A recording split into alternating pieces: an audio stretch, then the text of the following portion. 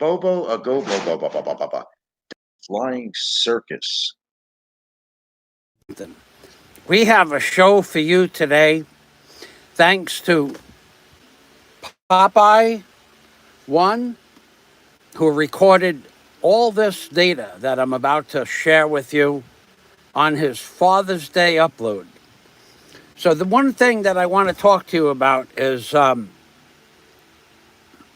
lot of things people talk about me, but I got to tell you, there's a few things that I have watched other people do that has just set me aside in oh so many ways.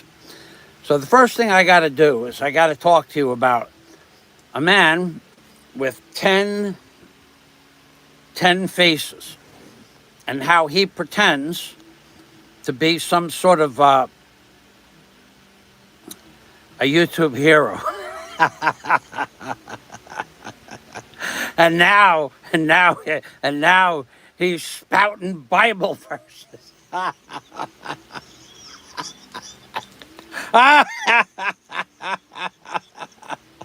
Now he's quoting. He says, I got, hold on a minute. He's quoting Bible verses. Turn the other cheek, and everybody deserves a second chance. Well, dude, oh my God! Hold, I gotta get to where I gotta see if I'm even live, because I'm using my iPhone for the first time. It took me an hour to figure out how to set this up, but we got a guy with 10 faces perpetrating lies, half-truths, total deceptions, and then somehow backing up his his his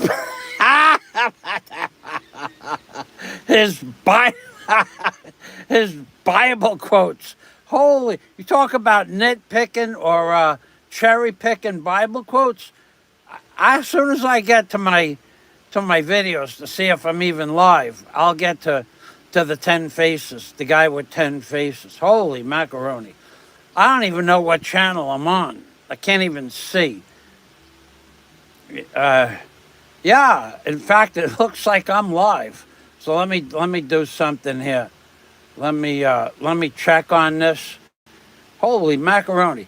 It took me an hour. I have not been able to get online with my computer to do a live stream because it keeps wanting to do a webinar or a web stream. I don't want to do a webinar or a web stream. I want to do a live stream. Ah, there we are. Okay, so what we got here is a failure to communicate. What we got here is a man with a minimum of 10 faces. Okay, so one face is the face of the sophisticated architect of engineering wonders throughout the world, which is probably true. It's probably true.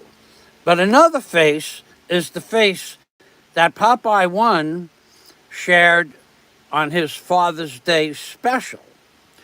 And his Father's Day special caught a side of the 10-faced engineer that nobody's ever seen before. So what side was that? Let's get right down into the nitty-gritty, so to speak, of the title. Let's get right down to it.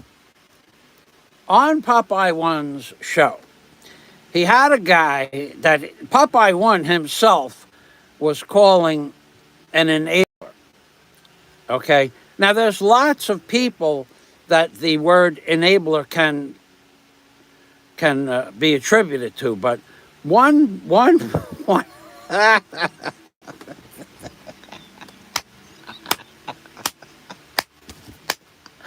is going to stand out in infamy for all of time. Because even if Popeye One takes the video down, I have a full copy with comments of the stream, and I could do screenshots. But here's what happened.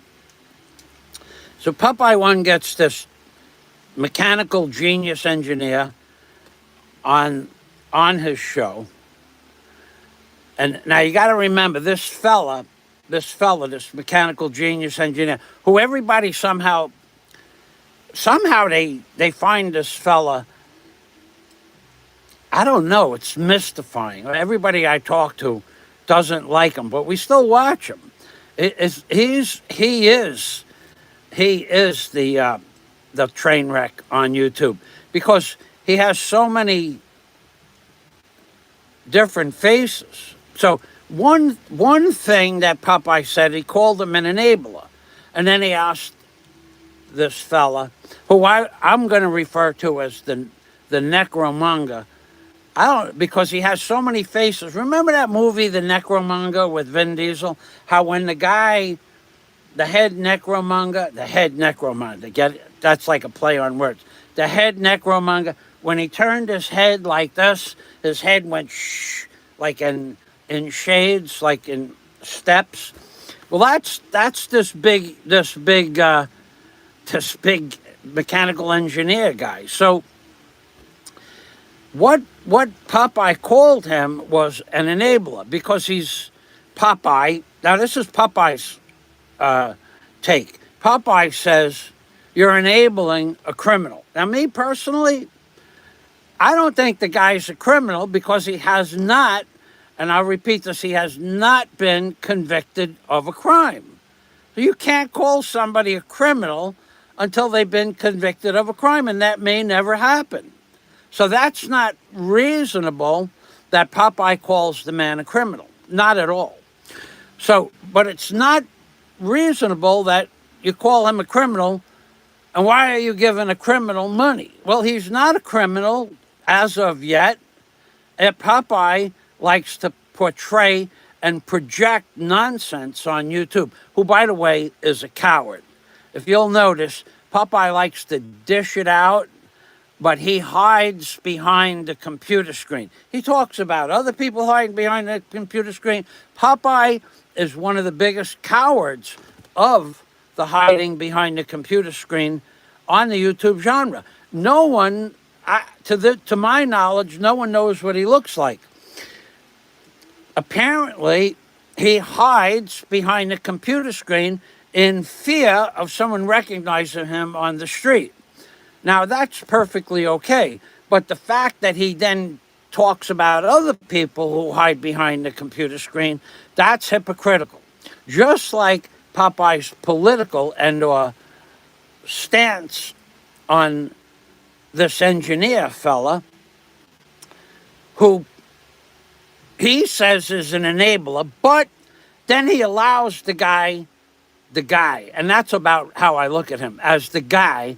He allows the guy to move the conversation away from him being an enabler. Then this guy, Mr. Ten Faces, the necromonger, he moves the conversation over to Bible quotes, cherry-picking Bible quotes.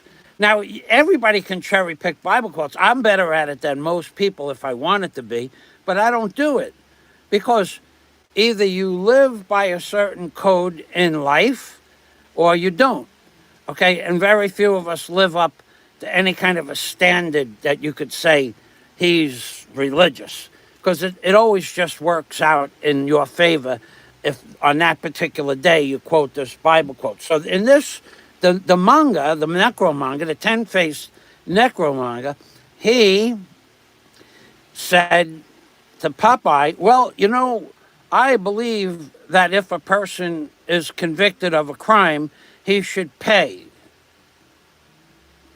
But in the meantime, he lied directly to Popeye.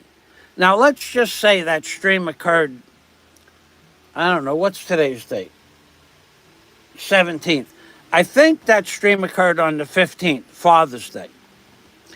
He directly lied, outright blatantly lied to Popeye, who he had at that point in the conversation changed the conversation from him being an enabler to quote unquote so-called criminal that's never been convicted of a crime. And what he did was he changed the conversation, said that he believes that everybody should get a second chance.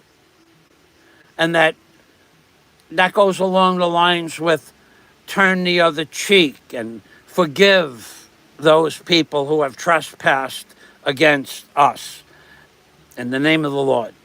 Those are all wonderful quotes, but they have nothing at all to do with Popeye calling him an enabler.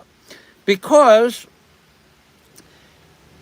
the person who the enabler and or 10 faces or the necromonger with 10 faces said, I believe in the beginning, I believed that there's certain fella whose name we won't mention has seen the light and that he's trying to be a better person.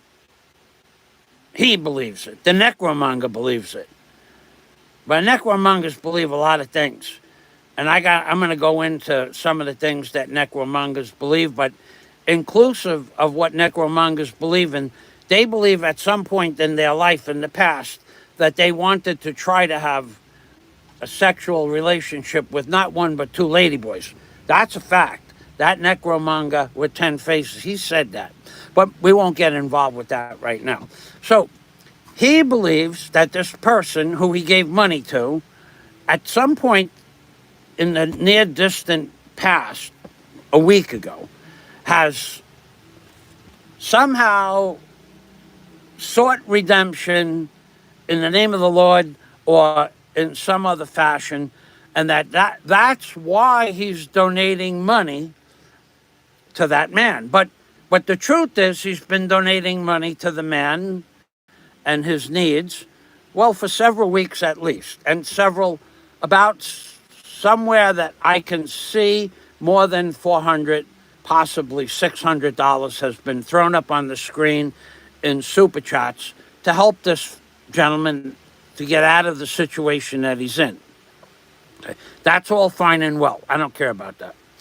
However, the necromonger, the man with 10 faces, the man who doesn't know the difference between the truth, the falsehood, a lie, slander, and libel, says that he believes this person has 2 weeks ago, 3 weeks ago, when he started dumping money into the account, he believes the person who the money is supposed to go to has found redemption or is seeking redemption and is truly sorry for his supposed deeds. Okay, we're not even going to say he did anything because he hasn't been convicted of anything.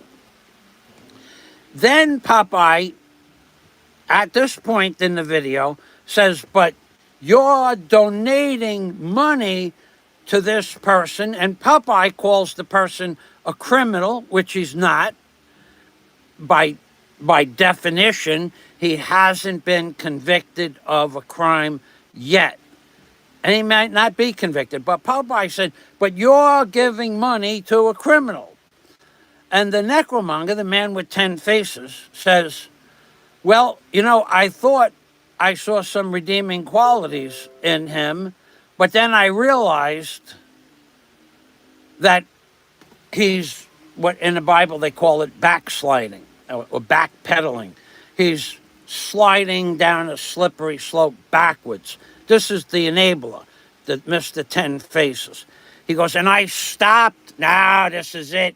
I stopped giving money to him because I saw that his redemption wasn't noteworthy or truthful or accurate or whatever.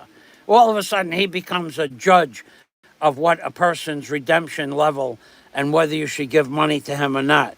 So this is nonsense. The necromonger lied to Popeye, he lied to the audience, he lied to everybody, because only 48 hours before Popeye's Father's Day stream did he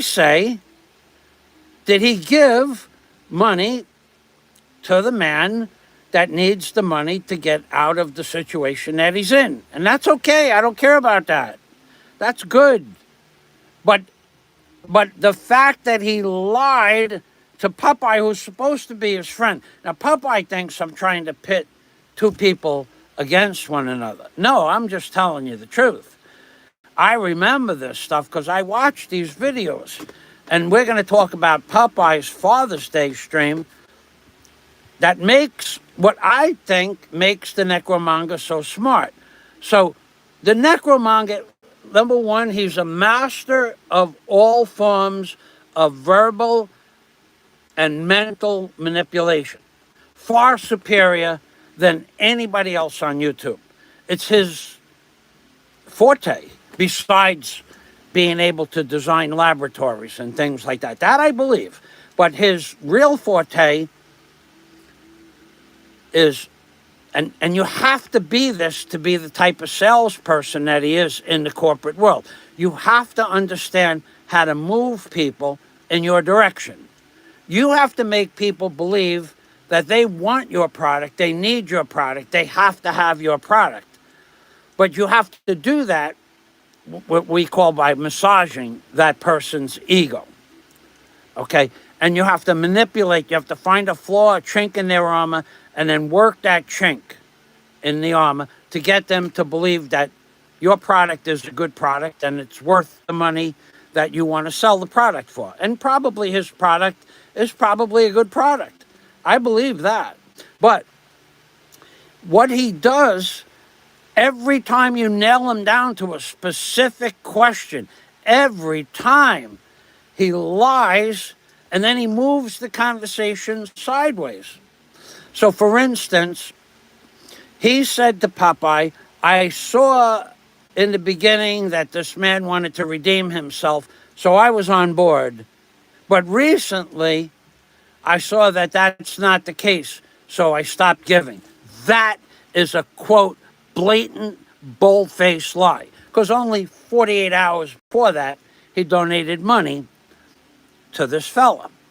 So he has no trouble looking you in the eye and lying to you, straight up and down. He's done it to me. He looked me in the eye from 30 inches away, made an agreement with me, and then broke the agreement 12 hours later, which is why I decided to not meet him. He's not trustworthy. But then he went on a 3-hour tirade how I was woke and I was a cancel culture type of guy. No, I hurt his little boy feelings. Nobody does that. There's an expression. Nobody badmouths the man with the bread. It's an old, I think it's a Cat Galloway song. It's a song, Cat Galloway, but I could be wrong about that. But what he wants everybody to believe that he's the big cheese. Ah, the big cheese. See? Get it? The big cheese. When he is the master manipulator and or the necromonger of YouTube. Now, how does he become that? He became that because of his mastery of manipulation of the psychiatric things that go on in people's minds. He says something, then he changes the subject altogether. Popeye actually forgot to say, well, you gave money 48 hours ago, because Popeye's nothing more than an old slouch in Florida anyway. He doesn't have any credibility. He's an angry old man that has, to our knowledge, no hobbies. Riding an electrical bike through a park is not a hobby. It's something you do to get to a hobby.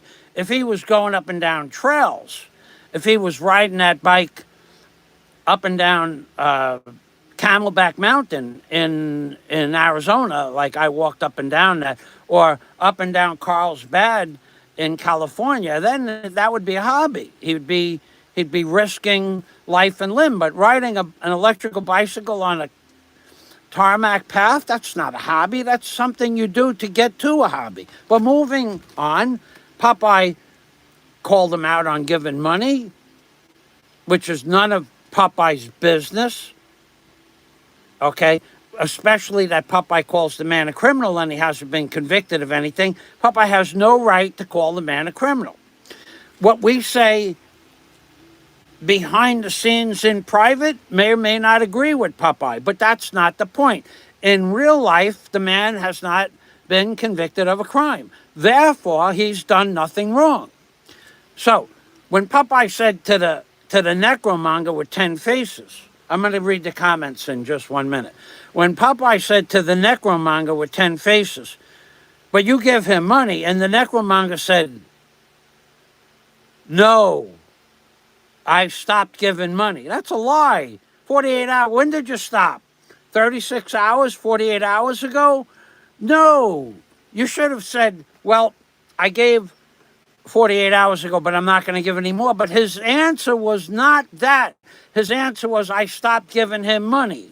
So, see, the big enabler with a giant ego, and we're going to show you how you can get an ego that big by eating the fluids that come out of your nose, the drippings that come from your mustache, and your eye candy that drops out of the corners of your eye.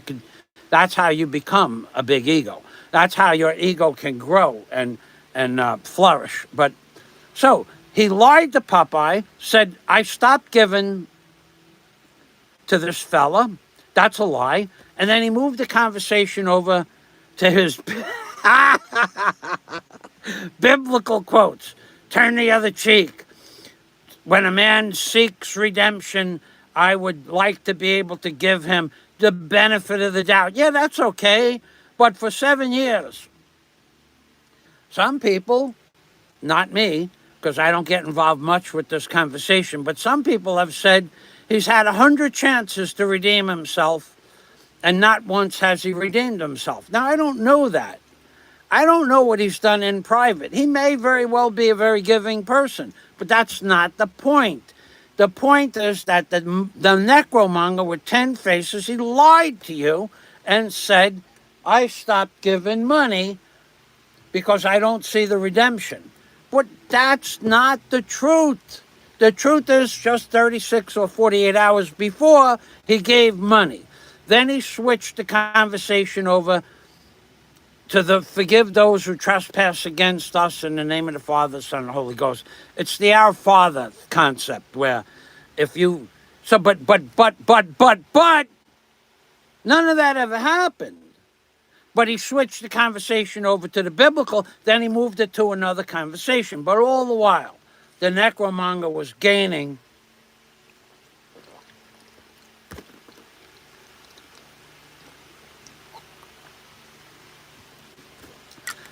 necromongerism. He was gaining a bigger and bigger ego.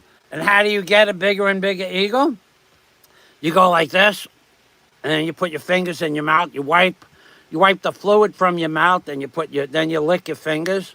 Then you go like this, you squeeze the fluid out of your nose, and then you rub your finger on your mustache like that. You squeeze like a squeegee, and you squeegee the fluid down out of your mustache, and then you put your fingers in your mouth. But the fastest way to attain the giant ego is to really, really take your finger, and there's some people get eye crust. I don't get it, but some people do. And you put the finger in where the eye crust formulates, in the corners of the eye. Then you can see the necromonger do that quite a few times, left eye, right eye, while he was going like this, because he has a twitch. There's no doubt. He would make Inspector Clouseau jealous.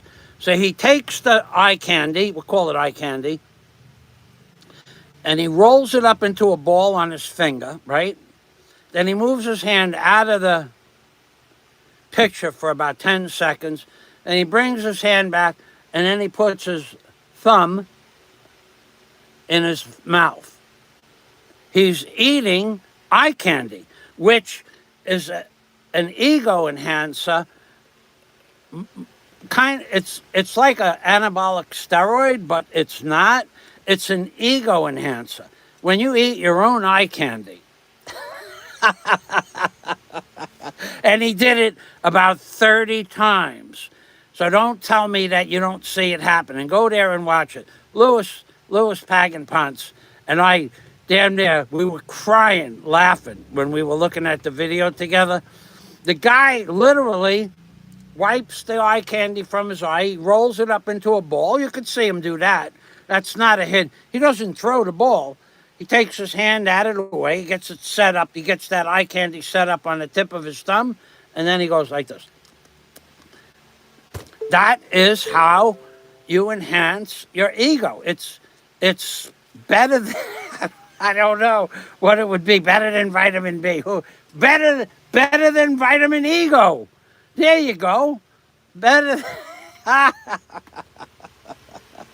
So this man who once said, Fazio, that he, the giant, the manga, the necromanga said, my pigs, the necromanga's pigs, live better than Fazio because I live in a shack.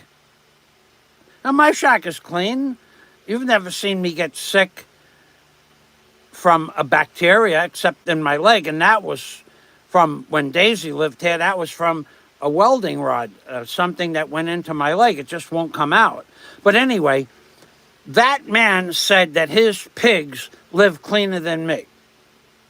And yet that man, in Popeye's Father's Day live stream, if it's still up, rolls up his eye candy into a ball, makes like he's going to throw it, but doesn't, and then sticks his thumb and eats his own eye candy.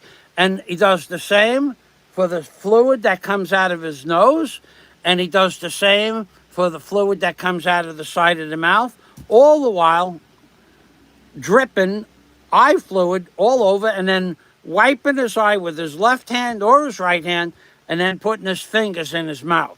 But I live like a pig. Dude, let me tell you something straight out. That, in and of itself, it doesn't make you a bad person, no, because a lot of people do that, but they do it in the privacy of their own home. They don't do it on a live stream where thousands of people are going to watch you eat, drink, and enjoy your eye candy fluids and your mucus fluids and your mouth fluids, your saliva fluids. I mean, it's inevitable that in our lives we rub our eye and put our fingers in near our mouth. At some point during the day, we probably do it all the time. But to do it blatantly, openly, not paying attention, subconsciously, to grab the eye candy, roll it into a ball, and then enjoy the flavor, that's disgusting. That's more disgusting than anything anybody's ever seen me do. Yeah, okay, I have an infection on my leg. That's not my fault. I've been to now about 19 different doctors. I've been on at least 27 types of medication. I've had 7 or 8 blood tests. No one knows what's in my leg, in my body. No one knows what bacteria it is. And that fella, Mike Dowdy, had the same thing. No one ever figured it out. He went in the hospital for 21 days. But I'm the slob. I'm the slob. You're the necromonger eating your own eye candy. And that's how his ego has been boosted to the level it is. Eating eye candy boosts your ego. Get it? Eye candy, ego. Let me read the comments. Mike Dowdy is here. Hey, Michael, thanks for stopping by. Philippines and beyond. Jerry, thank you for stopping by.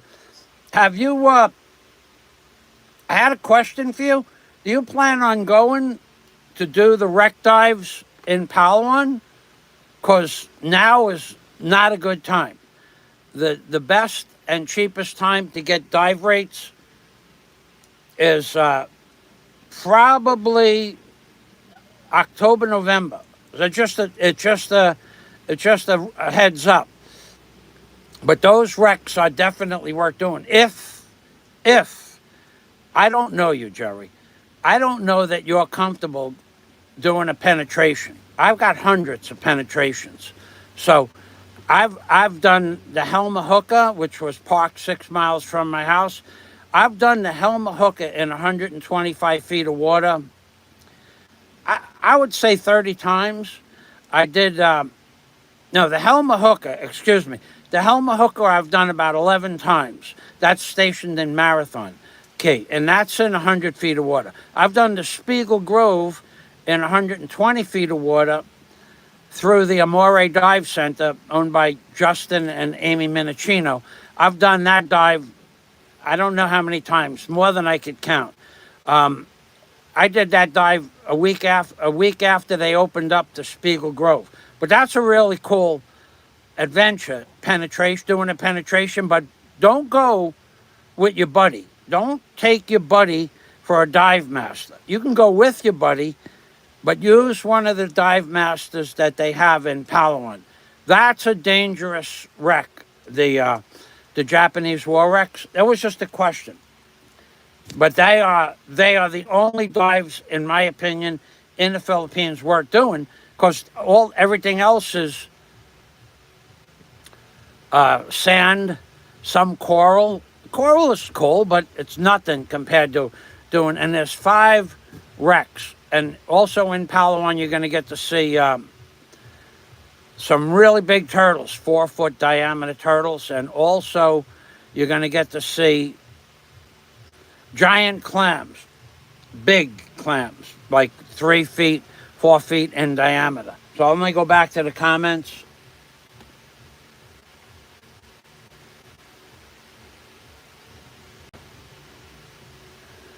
Popeye is a woke gay man. I don't know that to be the truth, but you know what, Philippines and beyond?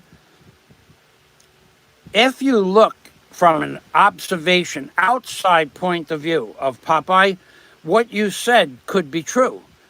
And the reason it could be true is because, okay, let's just say that Popeye had a girlfriend. He could put his girlfriend's back in a video having dinner, or he has the ability to put his girlfriend and him in a video and then blur out the face. But we've never seen Popeye with a woman. So your accusation could be true. And I don't mean that as being facetious, because I've thought the same thing. I think, well, he could be gay, but he also could be what they call gender neutral, or not an Aphrodite, not an Aphrodisiac, or an Aphrodite, whatever that is. Not one of those. He could just be what they call asexual, alpha sexual, because some people have no sexual drive at all. And at some point in your life, that may happen because of age, or because of impotency, or just because it doesn't interest you anymore. You've done it enough. And from what he said, him being in the Philippines years ago, he was a manga. And he made no bones about it. How many women he went to, this woman and that one. Well, we don't have any pictures. We don't have any proof. We don't have any tangible evidence that he was ever with a woman at all. So that, what you said, might be a viable option, because nobody has ever seen his face, him with a woman, him talking to a woman, out to dinner with a woman, out to lunch with a woman, walking through the park with a woman. It might just be something as simple as he's asexual, has no interest in women at all. And that's possible. So I wouldn't make an outright bold statement that he's gay, but if you understand there are other options besides someone being gay. Asexual is a real thing. You just don't care about the other sex. Women and men have the same problem. So, or the same psychosis. Me, if I met a woman, well, you saw I met a woman when I was doing the drone videos last week. Her name was Hazel Jane. Now, I didn't know that Hazel Jane was married or had a boyfriend, and I didn't care. She was helping me with my drone. She had the same drone, and we got along just fine. And in fact, she had the identical drone and the identical phone, the iPhone 13 that I have, that I'm using now, that I just figured out how to use. For 5 days, 6 days, 8 days, I've had no ability to live stream at all, except on the computer, and then they want me to do a web. But anyway, so Popeye may very well be asexual. But your option, him being gay, I don't know what percentage to throw at that. Somebody else want to give it a shot, because he has never shown any interest in any woman or any picture, nothing. So it's a toss-up, asexual, gay, or just an impotent old man, because that's what you are, Popeye. You love running your mouth about everybody else, and free speech, Popeye, you threw that out the window when you blocked me. And when people go to comment in the chat after the video, all the comments have to be approved. So on Friday's live stream of Father's Day, in all the views that you got, 200-300, there's only 2 comments, because some people know that I'm telling the truth about you, Popeye, and you are a sanctimonious, hypocritical, angry old man that hides his face behind the computer screen because you're afraid of what happened to me in the Philippines. And that's okay. But you to run your mouth, Popeye, and to talk about you having freedom of speech and you don't have anybody blocked, you have had me blocked for a month because you don't want to hear my truth, because you are a sanctimonious hypocrite that loves the drama. So we got drama for you. I'm not done yet. Let me go back to the comments.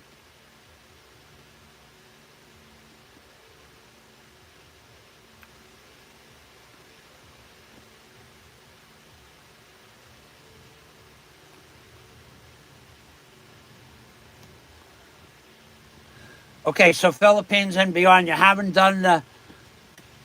Okay, so if you do decide to go, I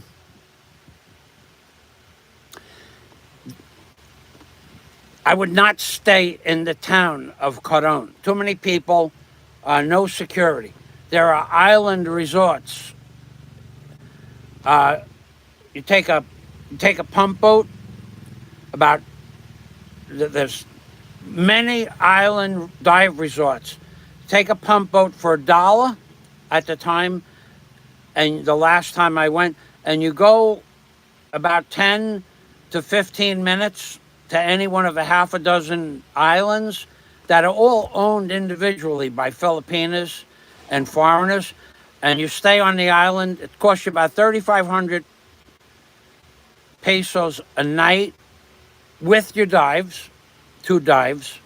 So it's 3,500 pesos per person with 2 dives. That's what I paid, 2,500 6 years ago. But now I think it's 35, but it's worth it because your stuff is on a private island and only divers are in the resort. And divers don't typically bother other people's goods. And you know that you can have 2 or 3 cameras or lights and sea sleds and stuff like that. If you were in town and you went out for the night, that stuff might disappear, might not. But on those islands, there's no way on and off the island. So it's just an idea. When you're ready, let me know. I'll give you the name. Haven't done a wreck dive yet. Well, it's pretty interesting, but pretty scary. Also, inside the wrecks are the sea, those beautiful fish that have the big wings, but they have points all over them with poison. Sea robins, we call them in New York, but here they call them something else. And they are, if you touch one of them, I'll tell you what, if you rub into one by accident, but they run away from you when you go through the wreck. But if you, by accident, if one touches you, it would be a good thing to have at least a lycra suit on. That would stop. That would stop fire coral from getting you, because in the wrecks a lot of fire coral around the doorways and around the things that you touch. So I don't wear a lycra suit because I'm pretty. I was always okay inside wrecks without a suit on. But if you're not familiar with wreck diving, you're going to bump into a lot of stuff if you have bad judgment the first couple of times. So a lycra suit at minimum 1/8 inch rubber, better yet. And those sea robins, what we call in New York, same fish. You don't want to touch one of those. You already know that. They're good eating though. I've eaten them. Okay, let's move on. Okay. Philip Janik, you can make better tuna salad, use baby gherkins or relish. Yeah, that would definitely enhance the flavor of the tuna fish. There's no doubt about it. But I didn't have that. So I would agree. A baby gherkins, a sweet gherkins, those are good. And or relish, yeah, that makes a good tuna salad. But my mom didn't use relish or baby gherkins. She used exactly what I used, including cabbage or lettuce. It was a toss up, one or the other, whatever we had. So the gherkins makes it a little sweeter, and it would make it very, very, very tasty. At the end of the day, it would be an option. And if I had those, I would use them in my next tuna recipe. But thanks for stopping by, Philip, and thanks for the suggestion. Or tuna oil. Yeah, the tuna oil, you're not gonna get tuna fish in tuna oil here in that big can. In the small cans, I do remember seeing tuna in oil. But I will tell you also, if you were to drain the tuna in oil out of the can, when we were children, Philip, you would just get oil. That would be it, because it would be tuna in oil. Nowadays, I would say that 75% of the fluid that comes out of a can that says tuna in oil is tuna water, and 20 or 25% is oil. So the days of what we grew up with, that's all gone. Maybe there's a product that is tuna fish in oil, but they don't have it here in the Philippines. I've tried quite a few different varieties years ago. I just I don't eat it that much because I just don't. I went on a pork kick and I went on a chicken kick for a while, and I went on 18 eggs a day. If I see some baby gherkins, maybe I'll get those next time and add that in to the mix. But you're not gonna get those big cans like this. You're not gonna get the big cans like this in oil. I know what you're talking about, tuna in oil. That used to be CIRCUS, tuna in oil. And that was a much better. You used to get chunk white tuna in oil. Much better product. This is not chunk white. This is chunks in water. But most of it, I would say, it wasn't white. It was not white. It was pinkish. It was to get chunk white tuna here in the Philippines. I don't think that's going to happen. Moving on. Philippines. I accidentally. Let's hide. No. Okay. I accidentally pushed a button and removed Philip's comments. I apologize for that. I don't know how to undo it.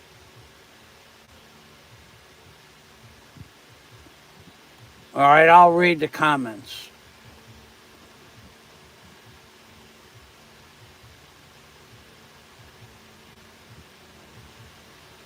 I can't even, okay,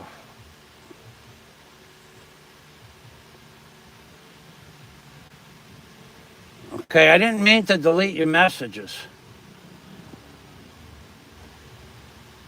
All right, Philippines, yeah, I have no idea how that happened.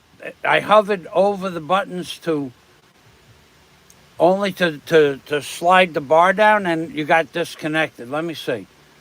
Try leaving another message. See, maybe only those old messages that I read. Philippines and beyond. I don't believe Popeye has had a woman since Subic Bay days. And you know what? He's never shown us a picture that I remember. I could be wrong, but yeah, we're going to get back to the big ego in a minute. So I'm going to read these comments pretty quick. Faye Freebird is here.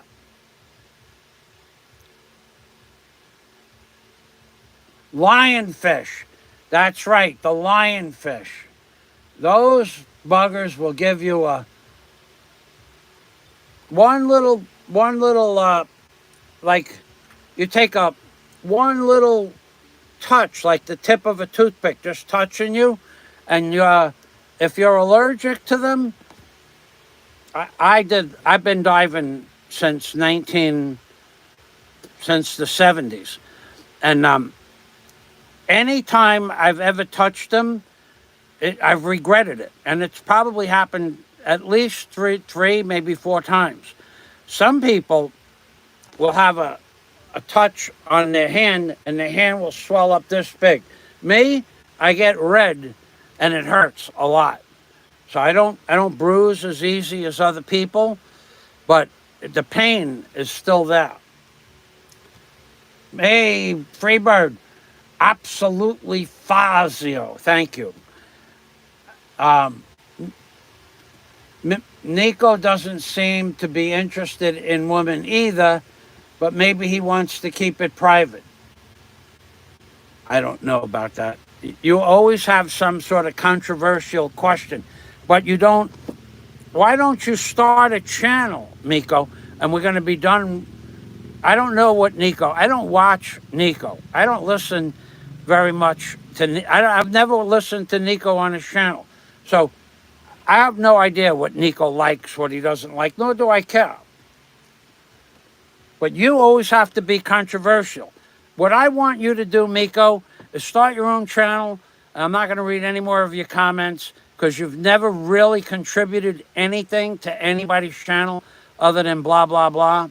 So you're welcome to post, and other people can answer your questions, but I personally choose not to. Now, DNC, we got the heavyweights. We got Freebird, we got Bill, we got Philippines and beyond. We got them. The heavyweights are in the house. DNC, no one will steal your floaties on an island, Jerry. They break your balls a lot. I got shit for talking to you, Jerry. And I said to people, what, like me, I have never had a problem with Jerry or Philippines and beyond. But I got shit for talking to you once. I'm going, who is this fella that everybody is sending me messages, don't talk to? And they all have a story. But me and you talk about diving. What they don't understand is that you and I, our conversations are limited to something that we find interesting, hobby diving. That's it. I don't think we've ever talked about anything else. I know you bought a new car, but I have no interest in a new car. But yeah, I took a lot of shit for saying hello to you. But I don't care. I'm never gonna. I don't care. Never gonna care. I never cared. I'm never gonna care. I don't care. So anyway, you're welcome on my channel anytime. So DNC is he gave you one of those he gave you a little joust. Yes, lionfish. a 1.5 millimeter suit. Yeah, that. See, I don't wear a suit. I even in Florida in the winter, I've never had a suit on except when I dove Rockaway Inlet and Rockaway Point. The water down there after you hit the thermal goes down into the 50s for sure, maybe the high 40s. The thermal at Rockaway on the Atlantic Ocean, you'll jump in the water, it'll be 110 degrees in the sun. You're dying to get into the water. You get in the water, it's about 70, 67, 70. And you go down, you hit the thermal, it's in the 50s. So I had a Farmer John with a breastplate, an extra breastplate, the last time I dove Rockaway before I left New York. And I went down and cold water diving we did a wreck off Rockaway Point. It was in 55, 60 feet of water. The viz was 8 or 10 feet. I remember I had to hold Mr. Bartell. Mr. Bartels was a man, my friend's dad. We had to hold hands. And, because we if you lose sight, you got to go up and look for your buddy. So we held hands and we did the wreck, but it was so cold. I said, I'm not doing any more cold water diving. I did a lot of cold water diving. I did some for the Union. We would have to go down and do certain things. But once we lost we lost a box of starters. Somebody knocked a box of starters over. Oh, I was down there for hours in 13, 14 feet of water in Mamaroneck Harbor in December. Water temperature was in the 40s.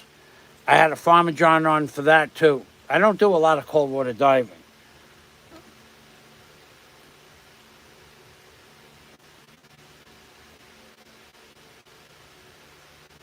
Okay, let's go back here. Okay, so LOL says to Philippines and beyond. You can use a third jar of Jardinere on a good Italian. Oh God, hey Scott, thanks for stopping by. Hey Scott, I gotta tell you, just don't tell anybody else. That little bit of Jardinere, I told you how hot that stuff was. The next day, going in is one thing, coming out is another thing altogether. For 2 days, I remember chopping up that Jardinere on the way out. That was amazing. That little bit. My body doesn't fight off that hot pepper stuff like it used to. DNC spelled steel. All right, let's see how he spelled it.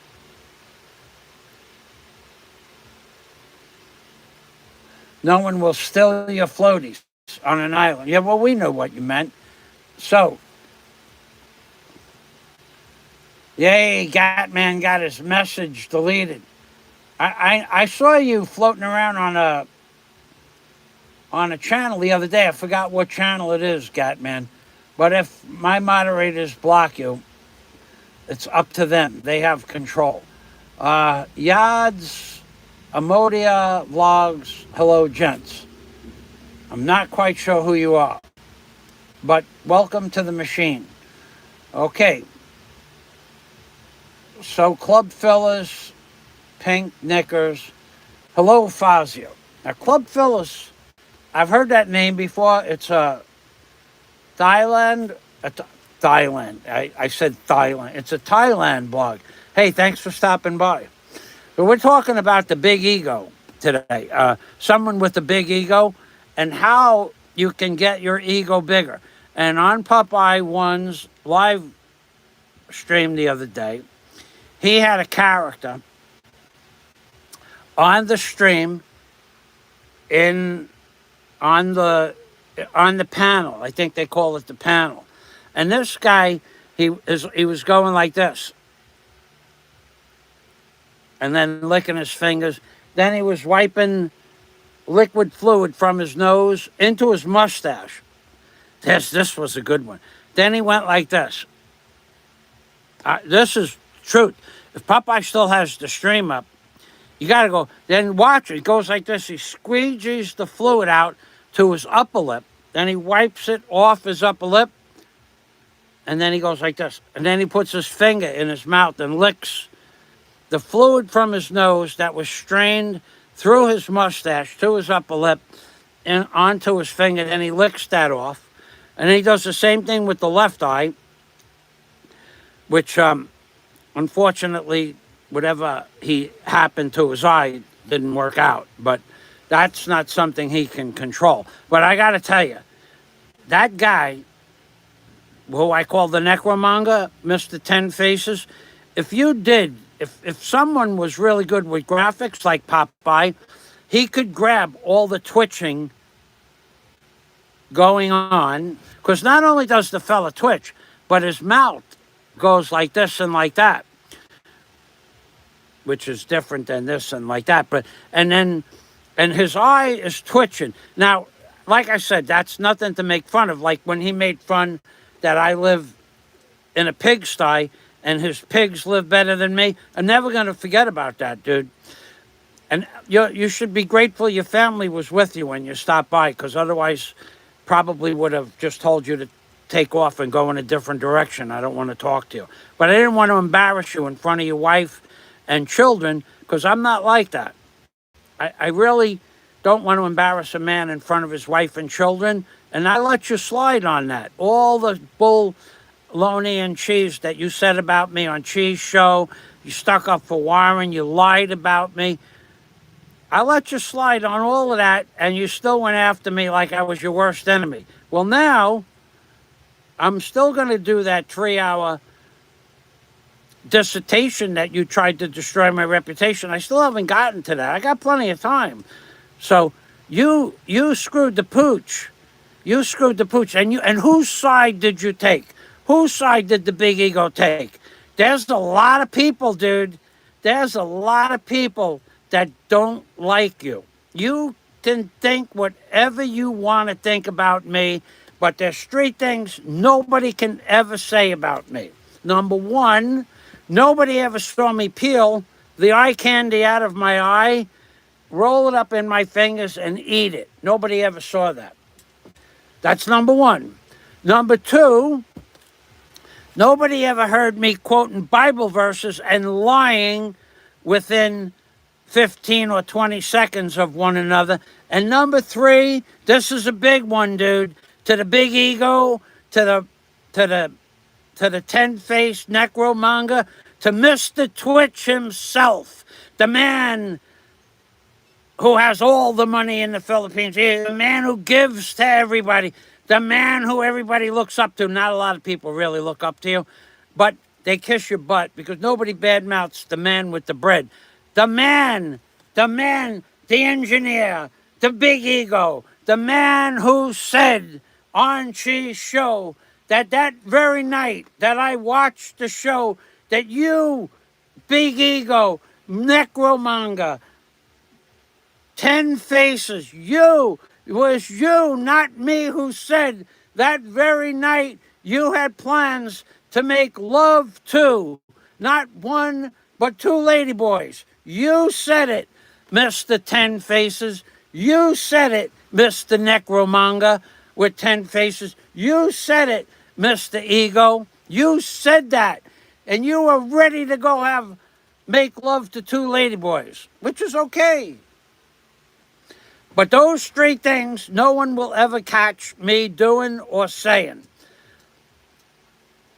Nobody ever is ever going to hear me say, I'm going to make love to a couple of ladyboys later.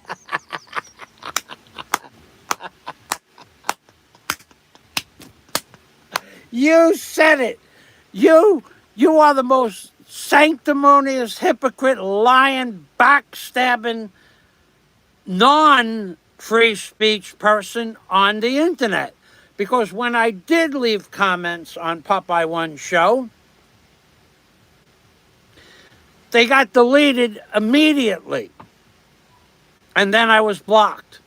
Now, who did that? I don't know. But you know darn well that what you did, you're the one that was eating, licking, enjoying your bodily fluids from your face in a public stream, not me. That never happened. Number two, it never happened that I stopped giving money to that man. What, 36 hours, 48 hours ago you stopped? You made it sound like you stopped months ago because you're a two-faced, lying, sanctimonious hypocrite is what you are. And number three, nobody will ever hear me say that tonight I'm going to make love to a couple of ladyboys. And you said that on Cheese Show live that night. I watched you. You are a sick, twisted, mentally deranged, in my opinion, subhuman being. That you can come on and demean and degrade everybody else. And you have done those three things alone, put you in a subhuman category, in my opinion. Where on earth has anybody else, have any of my friends, forget about your friends, that's a different story altogether. But where have any of my friends, Scott Del Fuego, Dennis Adam, Louis Pagan Ponce, any of the pilots, Jerry from Philippines and Beyond, DNC, Allo, where have any of my friends said they were going to make love to a couple of ladyboys? Now, I want you folks to envision this. The guy is always mentioning how big he is in his body, how big his bodily parts are, always. And then he says it in every show, but if you mention it, he says you must be jealous or you must be gay, talking about my Komasikiyama. No, dude, you're the one who mentions your dimensions. You're the one who says you are the one, you sick, twisted, mentally deranged subhuman species that you are. I heard you say on Popeye's show that the girl that you're going to give to Nico, as if she was yours to give, that you have not had sex with her yet. And the reason is because you're giving her to Nico. Well, first of all, I don't believe that. First of all, I don't believe it for a minute. Because you want to have sex with everything that walks. And that's okay. But I don't believe for a minute that you haven't experienced the woman that you're going to give to Nico, number one. Not that it matters, because maybe Nico doesn't care.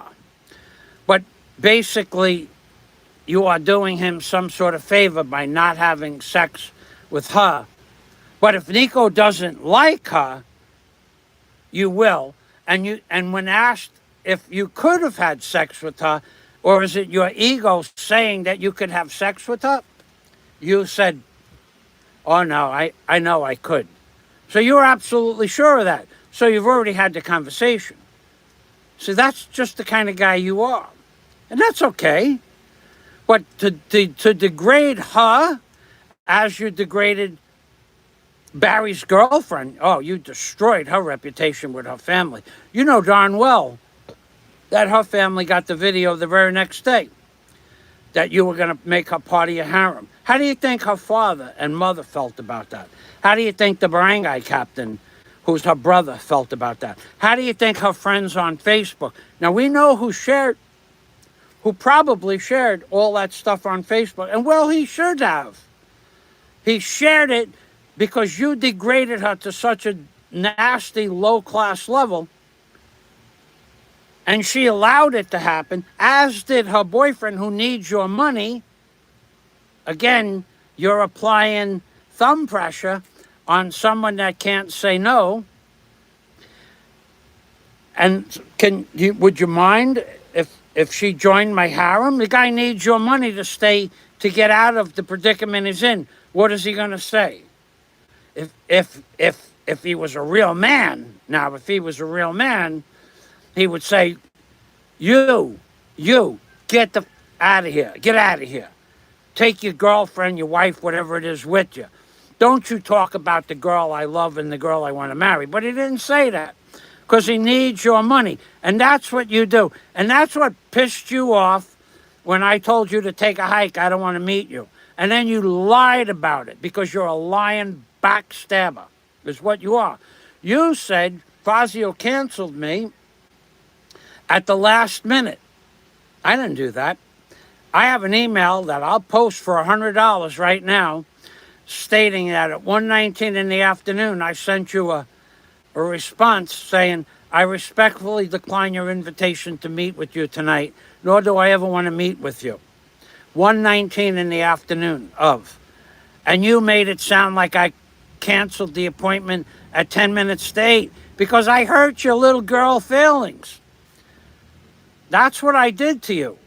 So you can call me whatever you want, but you can't back up for 1 second. You can't back up for 1 second that email I sent you came in a moment after 1:19 in the afternoon. That gave you 7 hours. 7.5 hours. I'm not coming. Make other plans. Find somebody else. Have dinner with somebody else. I don't want to meet you because I don't want to be with a drunk. And every time that I've ever seen you out, you get drunk, and I don't hang out with drunks in bars. And that's the truth there, Mr. Necromanga, man of the giant ego, man with 10 faces. The truth is, I don't drink in bars. I haven't drank in a bar, to drink in a bar, to get drunk in a bar since the 1990s, dude. And they were with guys I grew up with. That is 35 years ago. Even I worked in a bar. I didn't drink in the bar. I worked in the bar, but I didn't drink. And at the end of the night, at 2 o'clock in the morning, we all got a free drink, and most of the times I gave that away. But to be with you in a bar, drunk, you obnoxious bastard that you are, when you get drunk, I don't want to be with you. And when you said, we're gonna get Fazio drunk, we're gonna show the world the real Fazio, we're gonna get him to open up to what kind of a life he lived. That's never going to happen. What I've shared on YouTube is what I'm going to share on YouTube. What I've done in life is completely different than what I share on YouTube. I don't talk about a lot of stuff. I could give you the name of a guy, if he's still alive, and where he lived, the address, what's where, how it is, what exists, what existed, what may exist. He'll get back to him. And he'll send somebody to the Philippines. You have no idea some of the things that I built as a contractor for different people. But I don't talk about those things. I don't blurt that stuff out. I don't need to prove it. Because I don't need, and that's what you wanted. You wanted me to open up and start telling people secrets about my past. That's never going to happen. First of all, I don't drink, so you're not going to pry me open with a couple of drinks. And second of all, you're an obnoxious, low-class individual. I would never drink with you. Every time you've ever drank, you got obnoxious. Every time. I've seen you. You don't see it because you're drinking. But you're an obnoxious man when you get drunk. And then you're gonna feed me drinks to get me to open up? That ain't gonna happen. It ain't never gonna happen. So basically you wanted to exploit my past for your ego to be expanded. Because you're a creepy lowlife is what you are. You're never gonna be anything else. Because you have money. because you have a big prestigious job. You're a low-class, low-life liar who eats his own bodily fluids on camera, face, eye candy, snot, lip juice, whatever, and you wanted to make love to two ladyboys. Not one, but two. How was everybody get a visual on that? Anybody get a visual on that? How is that going to work out? Are they going to hit you from both ends? It's really sick that you said that. It's really sick that you wanted to do that. It's really sick that you even thought about doing that. And I'm never going to let you live it down. You said it. It's in, and other people have seen it. Other people watch those streams on that girl's show. Other people know that you said it.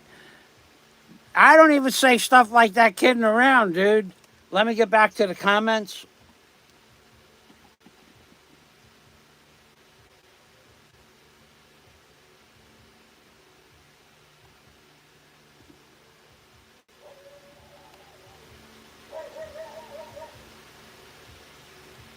Yads says, that's disgusting. I saw that.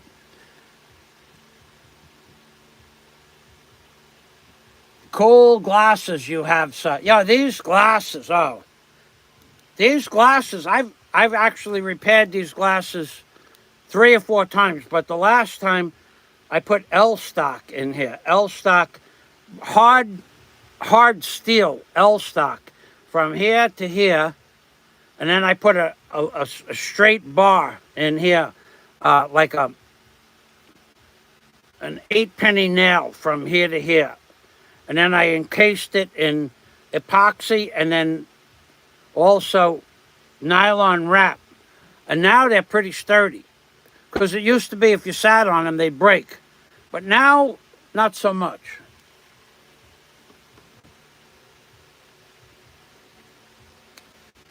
Club Phyllis says, hello, Fazio. Now, that's where we left off. Hello. Yads is a friend of the Big Ego. Hey, Yads is welcome here. She or he or whatever it is, they know that he's what he is. They accept him for what he is. That's cool.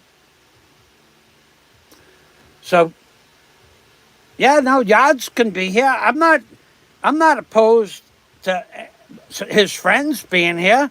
They know what he did. If they're his good friends and they've been online a long time, then they know what he said on the girl's show. They know what kind of a twisted mentality he has. But they also know that if they watch Popeye's live stream, the man was eating his bodily fluids, which enhances your ego. It's called vitamin eGO, eye candy, vitamin eGO, eye candy. Yeah, that's what he was doing. They also know. And yet he also made fun that I have 4,500 subscribers and I only get a few hundred views. That's true. He has 9,000 subscribers and he gets 30 views. So, but he's a hypocrite, a duplistic, two-faced liar, fraud, and he wants drama. He wants that. He says, I don't get involved with the drama on YouTube. But he spent 3 hours trying to destroy my reputation. Didn't work. Not one of my inner circle of friends, not even one, said to me, geez, you know, the necromonger, he said this about you. I don't know if I could be friends with you anymore. None of my friends ever said that. None of my friends ever disowned me for anything that I've ever done. But for him, yeah, to live down that you're going to have sex with two ladyboys, or that you like sharing is caring. We won't talk about that today. We're gonna have to slip that in a different way on another live stream. But sharing, he likes to share things. My one question, Yads, when he's sharing, who goes first? I always come to the same thought process. If you're going to share with another guy, who goes first? And then who goes second? You can ask him in a personal email. Because personally, that's a strange thing.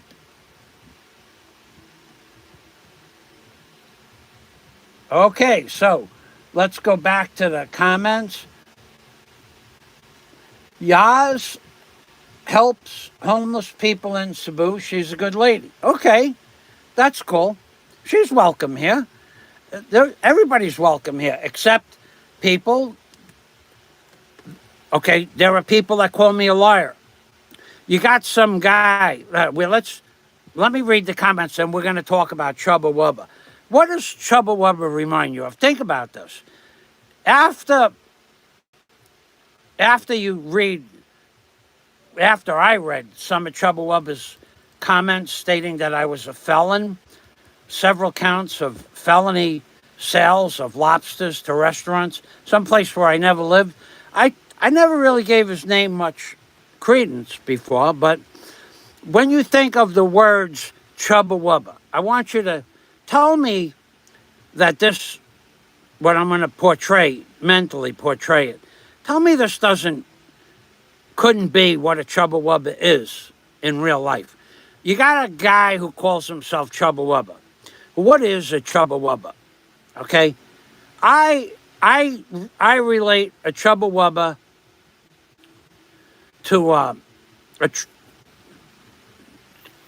to gay sex. Okay, I relate a Chubba Wubba to gay sex, and I relate it to gay sex after one of the men that's not sure that what he did with another man was moral, because he has his doubts, right? And after he's done, and after the excitement is over, he looks down and he sees the back end of another man. And when he backs off a little bit, the Komosikiyama falls down and is just laying there limp. And that's what I perceive to be a Chubba Wubba, a limp Komosikiyama. I don't know why, that just suits the name. You guys can agree or disagree, but that's what I perceive a Chubba Wubba. You're pulling it out of a dark, deep, dark place, and you kind of have a little bit of a guilt trip that you just had a relationship with someone of the same gender, and you look down and you're mad at yourself, and you see this flaccid object there, and you go, "What? That's a Chubba Wubba if I ever seen one." Because now you're mad at yourself, and the worst thing that you could do is call it a Chubba Wubba. That's what a Chubba Wubba is to me, a flaccid Komosikiyama. You guys let me know what you think in the comments section. So, we have Yads. I'm friends with Philip Janik. I know who Philip Janik is. Philip Janik is a man who owned a cab company, very good, and then moved to the Philippines. That's what I know about Philip Janik. I don't know if he sold the cab. I don't care, Philip, whether he sold it or not. But I know he had a business and he could move to the Philippines and afford to live here. That's all I really know about him. He doesn't put anything on the internet more than that.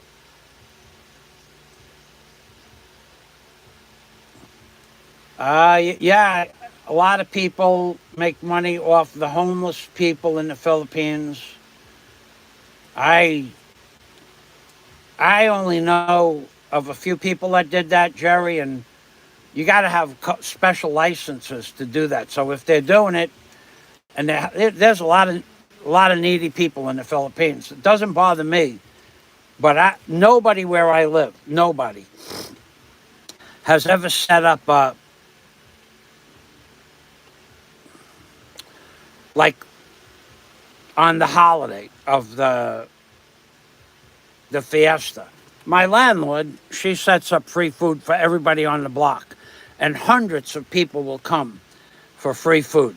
But she's a Filipina, and she's 82 years old, and she's like the head Filipina in this.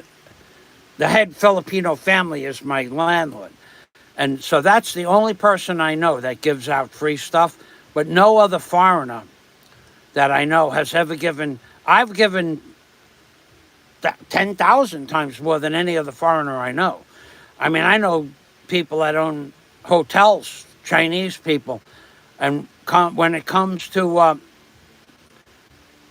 parties, they have who can get in are only the people that from the hotel or the staff. That's it. Nobody else on the block gets into the parties. So where I live, it's a little different.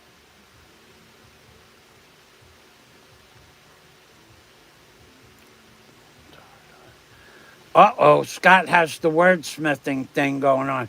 Tardive dyskinesia. Whatever. Oh boy, we gotta look that up.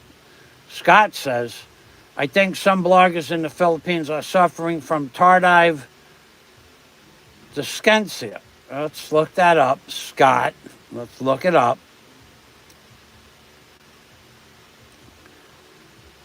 Whoa, there's a permanent tardive dyskinesia. If diagnosed early, TD, known as TD, may be reversed by stopping the medicine that caused the symptoms. Even if the medicine is stopped, the involuntary movements may become permanent, and in some cases may become worse. Okay, there's another word for that, Scott. I looked it up. How do I turn this around?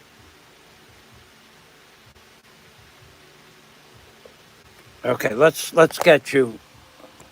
Tardive dyskinesia is that.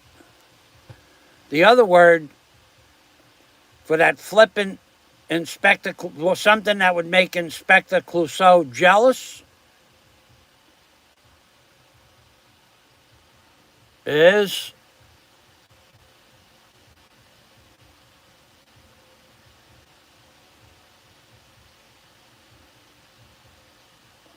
this word here.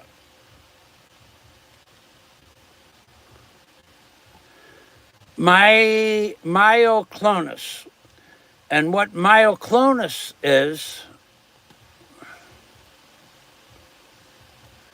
refers to sudden, brief, involuntary twitching or jerking of a muscle or group of muscles. The twitching cannot be stopped or controlled by the person experiencing it. So I'll put that up for those people that want to know what that twitching is all about. And I'll even give you the link for that. Yeah, I did some research on that. That's why I don't blame him for the twitching, but the eating of the eye candy, yes, that's disgusting, and I can blame him for that. That's involuntary as well. It's something that I can't put the link in there; it's too long. So that's involuntary as well, the eating of the eye candy, because it was a natural function that he was picking his eyes, dripping his nose drippings, and his lip drops. That was a natural function of what he does all the time in private. He just forgot he was on a public venue. And then I posted it at 11 o'clock at night. A lot of people watched it, saw it for what it was. I don't know that video is still up, but Popeye, if he takes the video down, there goes freedom of speech. Popeye does not like to be ridiculed or mocked for what he really is. Just an angry old man with no hobbies and virtually with 2 pensions or 3 pensions, he has virtually done nothing of any value with his hard-earned money. And he worked for it. He should be spending it. But to buy an electric bike, I don't want to boast or anything like that, but I think I could go buy an electric bike in the mall today. They're only about $400. I think I can afford that. I'm not going to, but that is nothing. That's not a hobby. That's just a way to get around. I mean, and it's what it does. It shows you that Popeye's too damn lazy to pedal a regular bicycle. But not only is he old and senile with no hobbies, he's out of shape.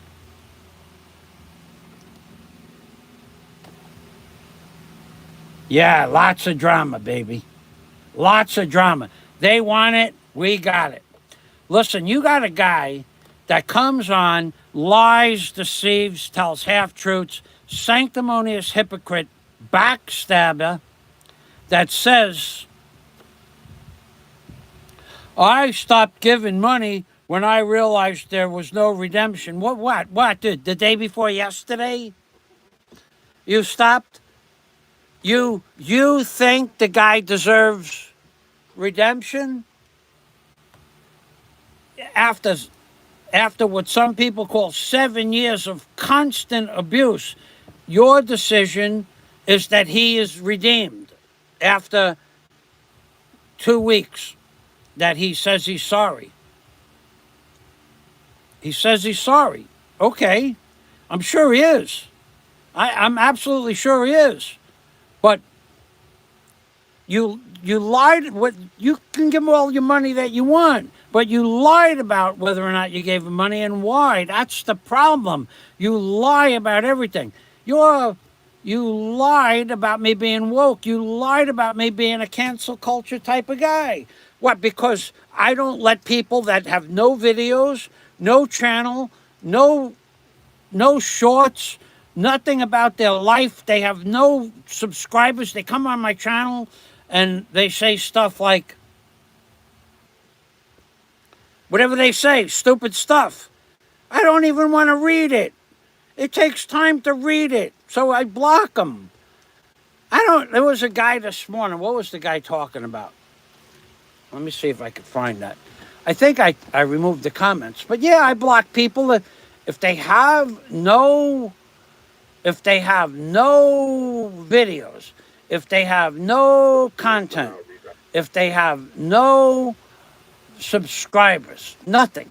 Why would I let them abuse me in the comments section of my videos? For what reason would I do that?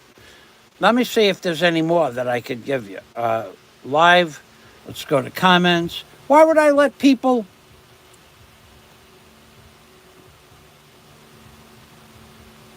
Now, like what this one fella, Glory Hole, 168. Not a bad comment. Imagine eating breakfast for 3 hours because I complained about having breakfast at the Bellevue.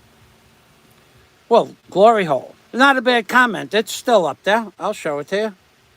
It's a regular comment. That's a normal comment. Imagine eating breakfast for 3 hours. Well, I was there for 4 hours, actually, and I wasn't eating for the whole time. I ate, rested, walked around, took a walk to the beach, talked to the Chinese girl, Hazel Jane, talked to her boyfriend, Foo, F-O-O, went back, had some more food, tried a different series of foods. But even if I was there for 3 hours, I paid full price, and it's a beautiful view. So for 3 hours, I sat there. The foods I didn't enjoy, I mentioned in a blog, and I'm going to stick with that. It's still up. I sent the corporation the video. If they want to get with me, they have my name, address, and telephone number. They can do that. It's up to them. But then you got this guy here, over here. Maybe he chooses food like a real man. So this guy's probably been following me for a while. And then you got this guy Glory Hole again saying he said the food was so bad, but he still got his money's worth. Well, there were 125 different types of food. So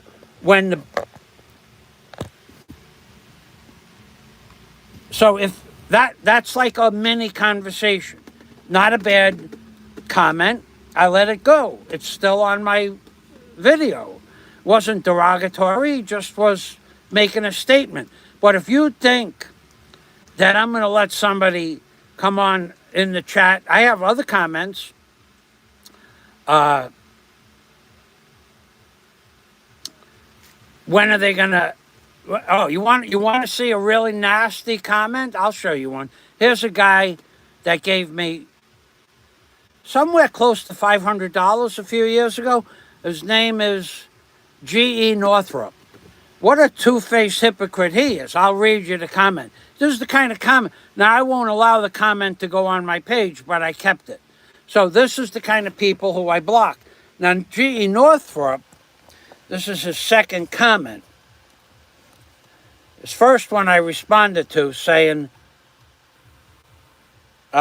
in the video that he left a comment. He left one in two different places. So let's go to held for review. Okay, that's not it. That's not it. You know, I must have responded.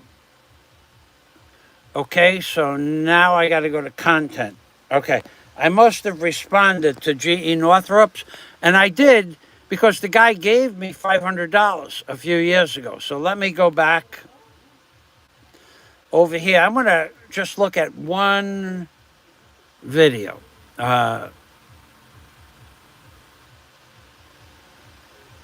Boy, I'm glad I didn't. I got some videos here that I made. Okay, let's open this up. I'm going to look at one video. We're going to look for his comment. Then if I don't find it, then what I'm going to do is I'll tell you what the comment said. I think it was on this video. No. Okay. All right, let's cancel that out. Let's go back here. I'm going to look at, no, I'm not going to. One more video I'm going to look, and then I'll tell you what the comment. I'm not going to allow, this guy paid me $500 in Super Chat about 3 years ago, so I left his nasty comment up. But I said, boy, you've switched sides. Let's find that one with the mall. Maybe that's it. Let's find the live stream. It's on the live streams, that's why. Okay, so it might be on the Bellevue. I left that video up. I'm not embarrassed about what I said. I don't care what I said. I said the truth. If you're not allowed to tell the truth, then why am I being a blogger? Okay, here it is.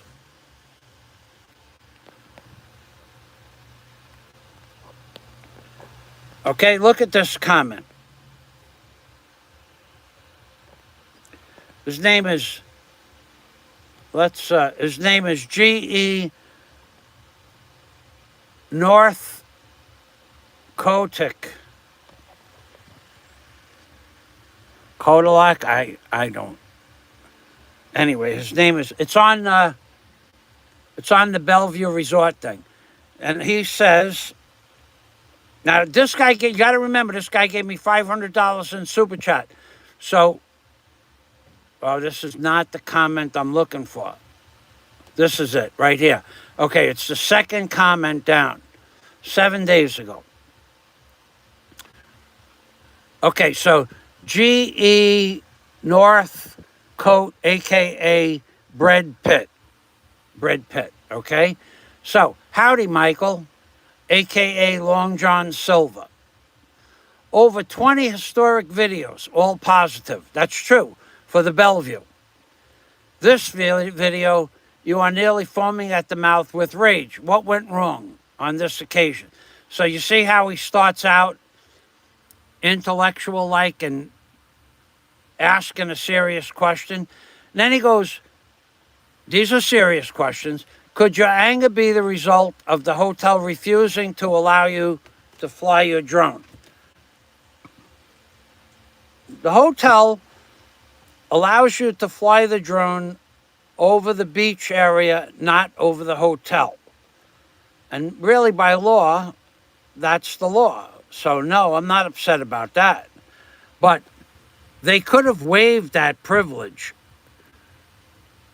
And after all the videos that I did for them from the beach with the drone, the manager was there. The Italian fellow was there. He could have said, okay, you can fly over the pool close up, but he would not. So, but was I mad about that? No, that's the law. You're not allowed to fly the drone over certain things. Now, there was nobody in the pool that day, so he could have let me, but the hotel says no, so I wasn't mad. Could it be your anger as a result of the hotel refusing to allow you to fly your drone? So the answer is no, because I know the rules of flying drones, and actually that's not allowed unless you have permission. You can't fly over a business, a pool, or even a house without permission, because it could fall down and hurt somebody. So no, I'm not mad about that. Could it be because the hotel refused their senior discount? Yes, it could be, because most other establishments that I've been to give you a senior discount. Most, not all. Plus, I'm a steady customer. Plus, I've made dozens of videos for their hotel. Plus, I've brought people to their hotel to have breakfast with me on multiple occasions. So they may have, maybe with me bringing people, maybe they collected at 1,000 pesos a pop. Maybe they collected 20,000 pesos for me bringing people there with me. And then they went back on their own later on, days later, weeks later. Or I suggested it to people in my videos. So yeah, they make money off of my videos, but they refuse to give you any, they don't budge an inch to give you anything. So yeah, I was pissed about that. Could it be because the hotel refused you a local price? Yes, indeed. Every vacation tourist town I've ever been in, when you live there and you're a local, you get a local discount. Not here, though, in the Philippines. But a big hotel like that I drum up business for, they should give you a discount. I think that's reasonable. Could it be because the hotel tuk-tuks charge too much? I don't know what a tuk-tuk is. I have no idea what that means, tuk-tuk. I never could figure that out. So now, this guy, you should have took my advice. So now he switches sides. Months ago, Michael, when I suggested that if you chop off your leg, you'd make shitloads of money using the pictures with tourists on Panglao Beach as Long John Silver. Okay? So, because he gave me $500, I let him slide with that. Because he switched sides, I don't understand that. He was always friendly. But now he wants to be, I don't know what he wants to be. I can't figure him out. One day he's giving me $250, and the next day he's telling me I should chop my leg off and be Long John Silver, and then his sign-off is kind regards, Joff Northcote. Okay? So, I don't know what's on this guy's mind. Maybe he drinks. Maybe not. I don't know. But that's the kind of comment that I'll leave up. It wasn't that derogatory, and it's from somebody that I know, and I don't know how he meant it. The question, am I pissed that they didn't give me a local discount? Yes, indeed I am. Am I pissed that they don't give you a senior discount? Yes, indeed I am. Normally I would not be, but the food was garbage. When you're paying top dollar for something and you don't get it, why would you be happy to pay top dollar for something? Look, I'm going to say it again. I said it in my first video. I had the waitress bring over the manager. I explained to the manager I wasn't happy. In words, face to face. She said, why? And I explained why. She says, sir, your next experience is going to be better. No possibility of a discount, no possibility of a senior discount, a local discount, nothing. She didn't care that I wasn't happy. Didn't matter to her. That's management. So I asked for the head, the Italian guy that was the manager last time I was there. He wasn't there. But had he been there, I would have talked to him. I don't know if he would have did anything, and probably not. They don't do things like that here. They don't care if you didn't enjoy your experience. That's what I got out of that. So, did I hide it? I sent them a copy of the video in an email with my name and phone number on it. What more could I do? And if they had a question, to call me up or send me back an email.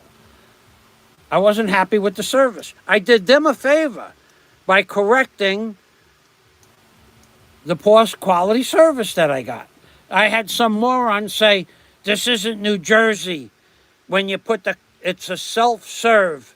When you put the coffee cup next to the corner of the table, it doesn't mean you want coffee. Yes, it does.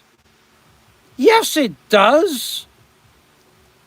Because the simple fact of the matter is that when you're self-serving food.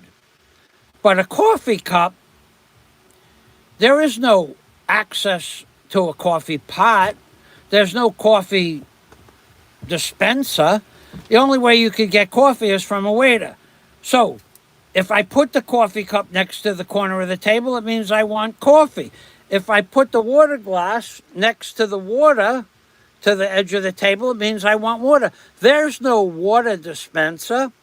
There's juice dispenser, but there's no water dispenser.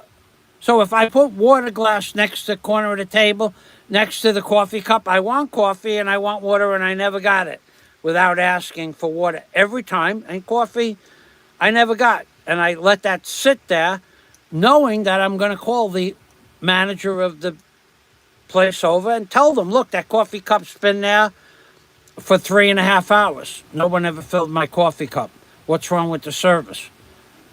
But if they have a problem with it, tell them to call me. I have no problem with that. Going back, so I'm not, but GE Northcote, I know who that guy is. Even we had emails back and forth.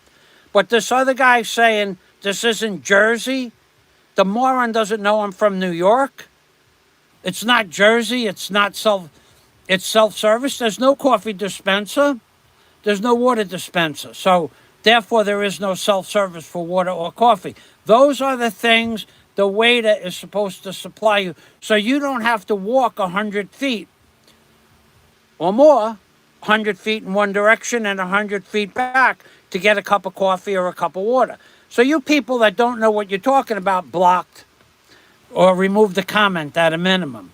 You're not coming on my channel and saying stupid stuff. It's just not going to happen. Back to the comments. Here we go.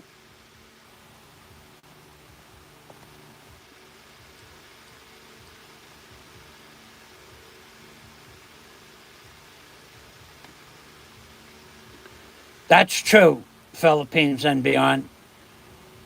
They perpetuate the clownhood endlessly. You got Popeye hating on me now, who he's blocked now, who doesn't deserve to be blocked, only because I called him out on his foibles, only because I called him out on whether or not he ever dated a woman, only and not because I called him out telling him he was cheap.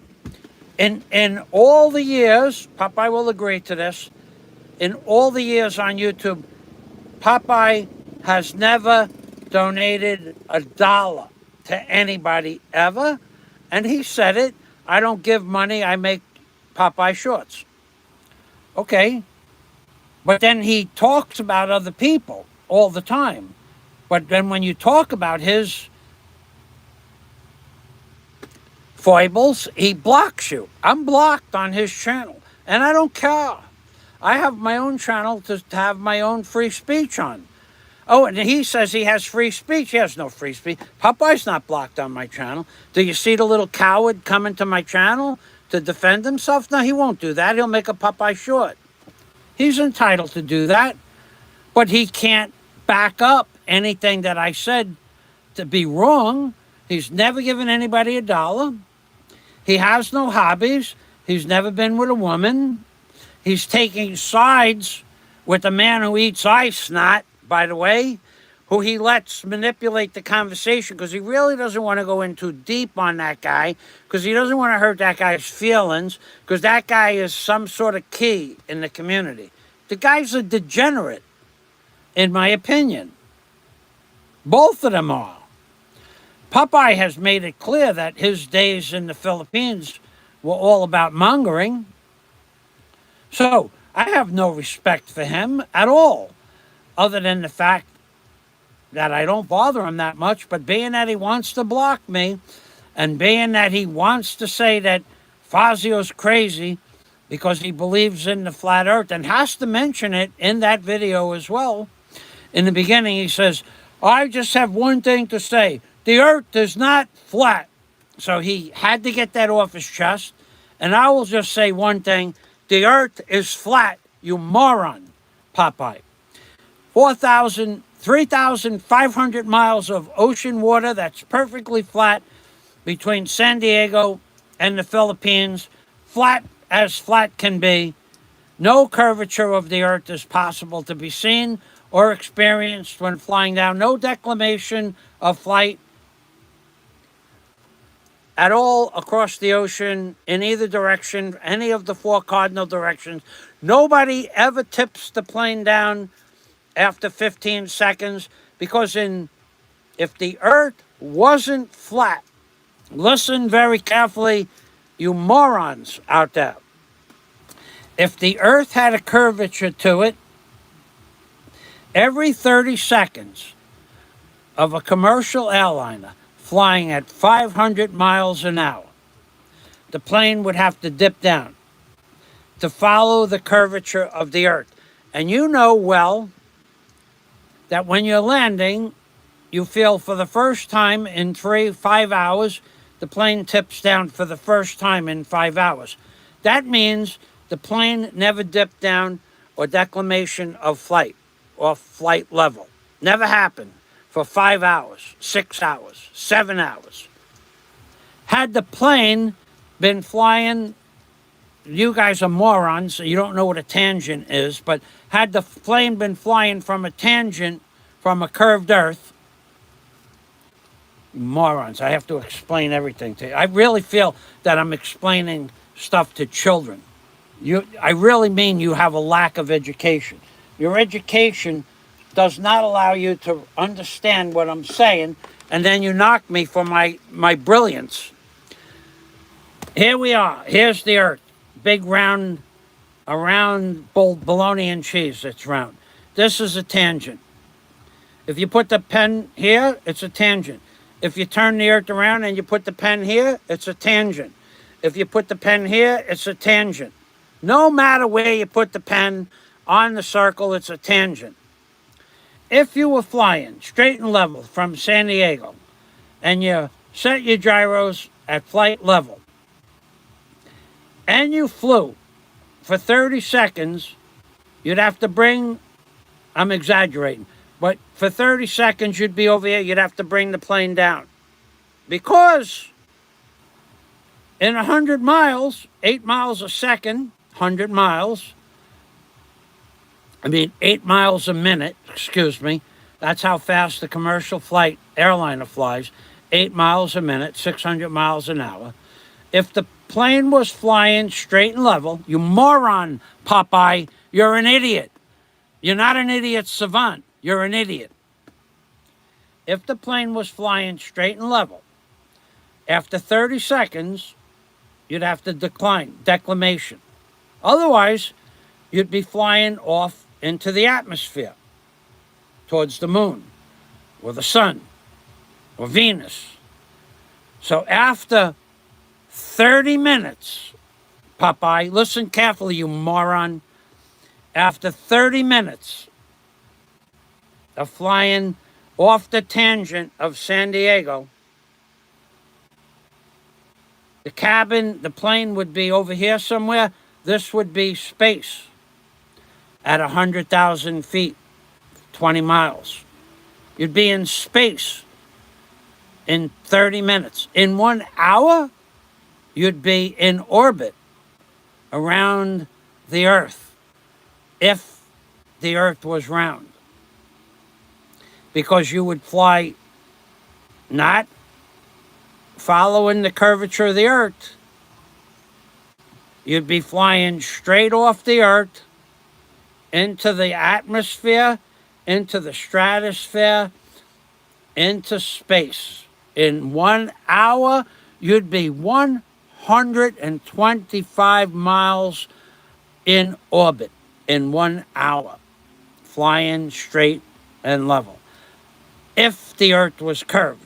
Therefore, the fact that the aircraft never declines, there's no declination of flight at all. The plane remains in flight level. The gyroscopes remain in flight level. The attitude of the plane remains level. You are flying level. The ocean is level. The Earth is flat, Popeye.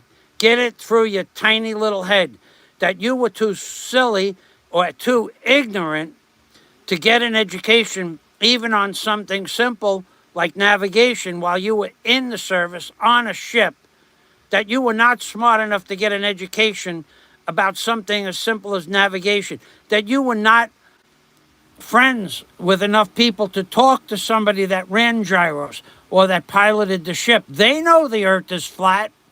They all know it's flat. So, Popeye, the fact that you mention me, that's a good thing, because then it gives me a chance to rebuttal your ignorance. And you are a silly, foolish, angry old man. Never had a girl. That's okay. Never gave anybody a super chat. That's okay. You people just need to know that. And you like to disgrace and defame people, and that's okay.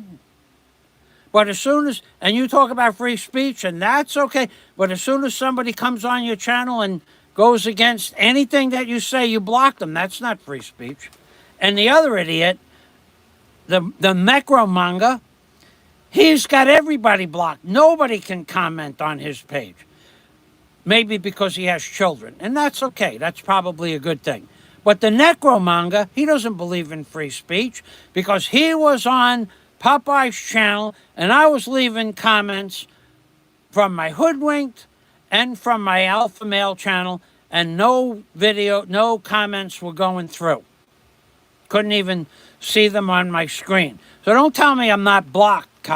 You don't like controversy? Then don't start it, especially with me, because I don't care about you, Popeye. I never cared about you, and I'm never going to care about you. What you did to me 5 years ago, I'll never forget. Just remember that. That is never going to be forgotten. And whose side did you take? You took the side of David Phelps, of Roberto. Two worthless bloggers that have abused me behind the scenes, have never helped me with anything that I ever needed help with, and always say, well, if I had that, I'd help you out with that. So you want to be friends with them? That's your prerogative. I still get messages, well, Roberto doesn't dislike you. I don't care whether Roberto likes me or not. I asked Roberto for years for his help with certain things. Never come up with anything helpful. He's always got an excuse. He don't want to help me. I don't ask him anymore. That's okay. But you're not going to tell me that between all of your crew, you didn't have a video that I wanted. Any one of 5 different videos. You're not going to tell me that. You have every other video before and after the ones I wanted, but you don't have that particular one. You're a bunch of scoundrels. You're a bunch of liars. You're a group, think, of low-class, low-life liars. I don't have that video, but I have every video that the guy ever made before that, every video after that. Those 6 or 7 videos, I don't have those. But I have every other video.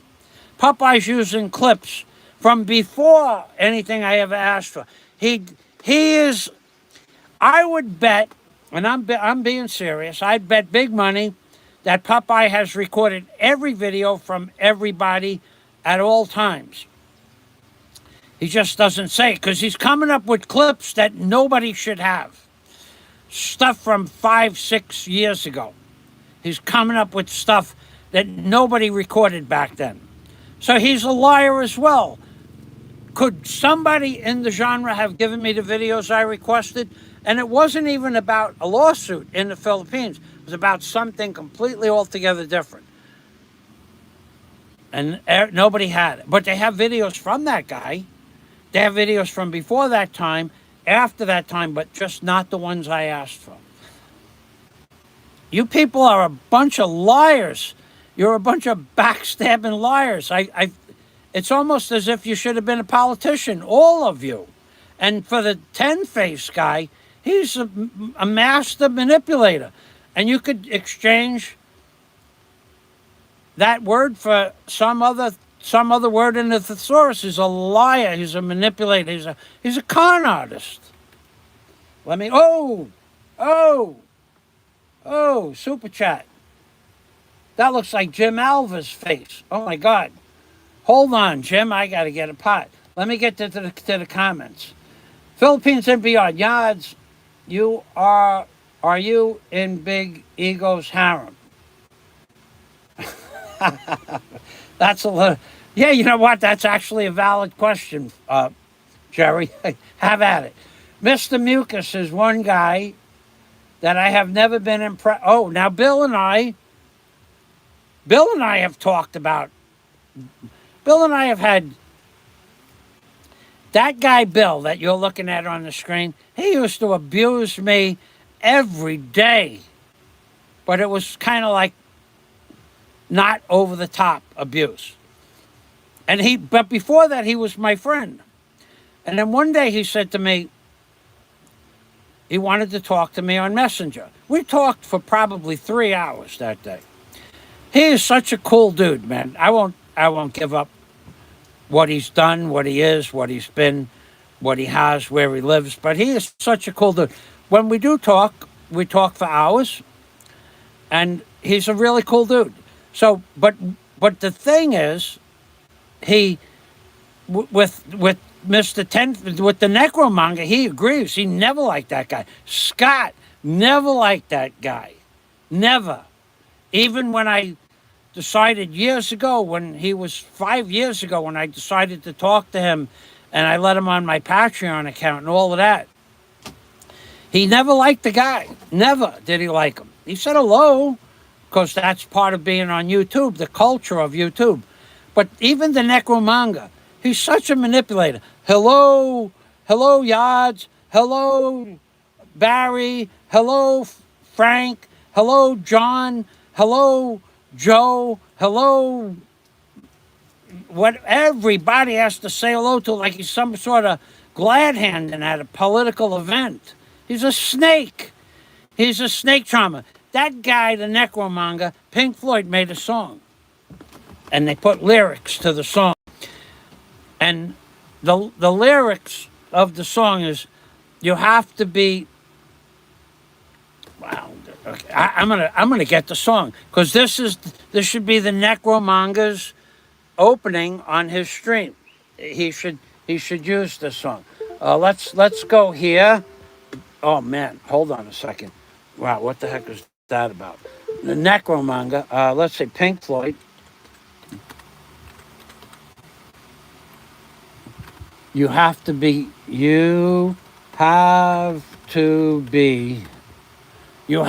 crazy. That's right, crazy. You've got to be crazy. Okay, so let's get the lyrics to this up here, because I'm going to sing it, baby. People don't want to. So why did Pink Floyd break up? Pink Floyd listen with the richest member. Let's get the words. Let's get the words. Lyrics. Here we go. Lyrics. I'm going to sing this song for the necromonger, because this is you, dude. You're a backstabbing, two-faced hypocrite, necromonger, mucus-eating, eye candy, devouring type of guy. There we go. Here's the lyrics. I'll let you, this is what the necromonger is. Pink Floyd wrote this song for the necromonger. It's about politicians, it's about liars, it's about thieves, it's about the backstabbing that goes on in Hollywood. And how you can deceive and ridicule people behind their back and pretend that you're their friend. Okay? To the necromonger, you've got to be crazy. You've got to be mean. You've got to keep your shoes and your car clean. Got to keep smiling. You got to keep fit. You got to drinking, you got to eat. That's not the words. That's not the words. That's somebody else's. That's somebody else's version. That's lyrics freak. Okay, that's not the words. We got to get back over here. We got to find the real words. Okay, that's not the words. Soundtracks and lyrics. Okay, let's try this one. That's not it. Where's the freaking words to Pink Floyd? You've got to be crazy song lyrics. Come on. This has nothing to do with it. Pink Floyd lyrics. Let's try this. I got to sing for the necromonger. 155 songs. Okay, Pink Floyd lyrics. Let's see if we can find them without that silly stuff. Oh, man. Saucerful. Oh, this could take a while. Let's see if we have a search engine here. Crazy. Let's look up crazy. C-R-A-Z-Y. Search.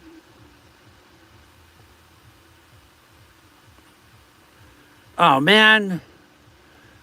I should remember the words. Come on. It's on the Animals album. Let's go to Animals. Animals. I want to do this for you, you big enabler.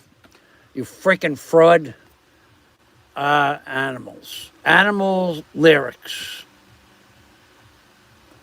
Animal Pink Floyd. Wow. I'm going to sing this song for you guys. I'm going to sing it good. Pink Floyd Animal lyrics.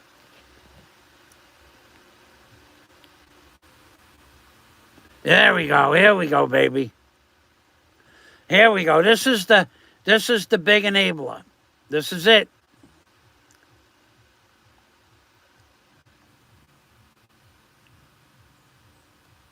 Here we go. Dogs lyrics. That's what it was. I forgot the name of the song. Dogs lyrics. You've got to be crazy. Wait, you know what I should have? I should have a pot. I got to get ready to bang a pot anyway. I'm going to get a pot. I'll ding a pot in the name of aloe. I'll ding a pot. You know how I like to. Let's try this. Oh, that didn't work. Wow, this is tough. You know, I don't have a. You know, actually, I could do this. Hold on a minute. You guys going to have to look at my yellow keyboard. I can do this with my other stand. The other stand is set up for a different... I've not used this camera before. Okay, so...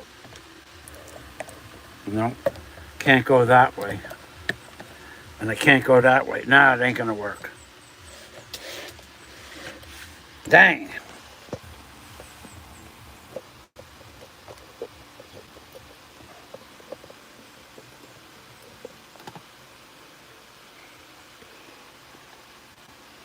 Nope, that ain't gonna work. Okay, we're gonna have to sing. I'm gonna have to hold this. Wow. Here we go. This is for the big enabler. This is Pink Floyd made this song for garbage like you, Mr. Ten Faces. You've got to be crazy. You've got to have a real need for you are a narcissistic, low class, low life, and you have a real need for people's attention.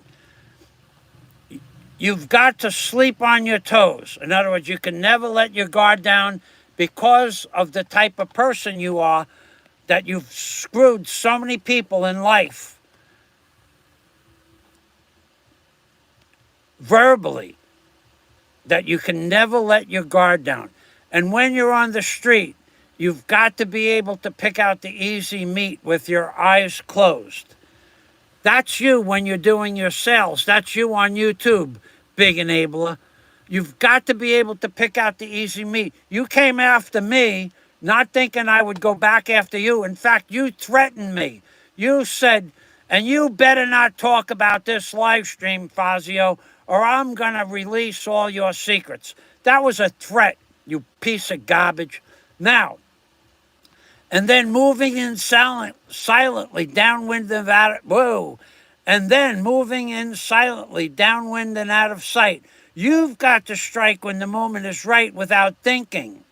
Here is the big enabler part.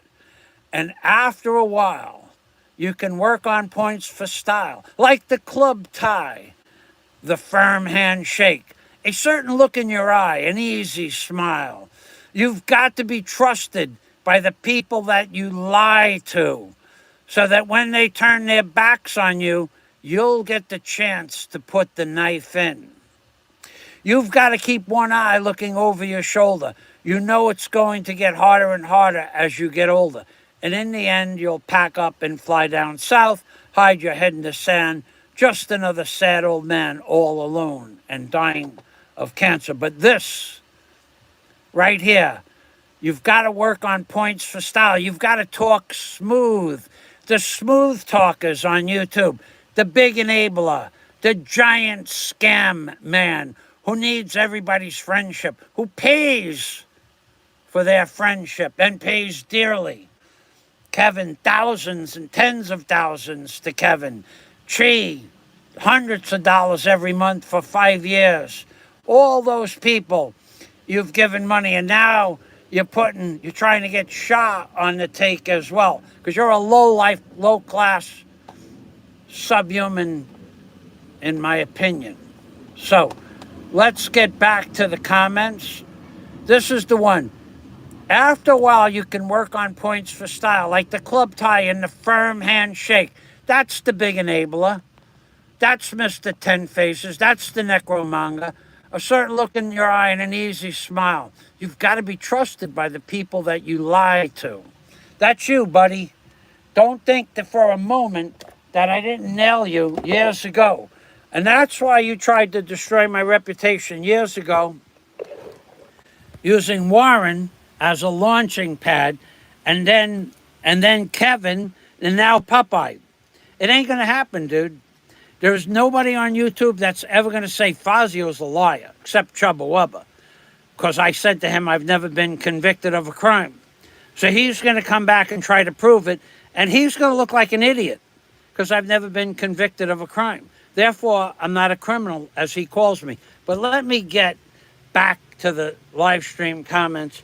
Then I'm going to get back to Jim Alver. I apologize. Bill says, Mr. Mucus is one guy that I have never been impressed by or thought was cool. I have noticed all the low-class plebs bending the knee for their money. They have. You got a guy who's completely useless, not capable of earning a living on his own.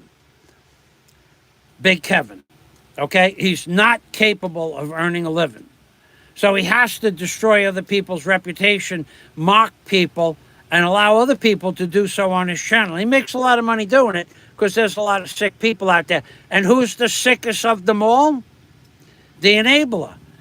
I am going to guess, and I went through this by the numbers, 200 a month comes out to 1,200 a year for 5 years. That's 6,000 US dollars. 6,000 for Big Kevin's Bureau of Immigration fees. That's 6 and 6 is 12,000. Several hundred times or several dozen times super chats and other bouts of money. Once he had to give about $200 to fix his credit card. So we know for a fact it's 12,000, and then also add on 1,500 for a plane ticket, and add so we're talking $14,000 minimum.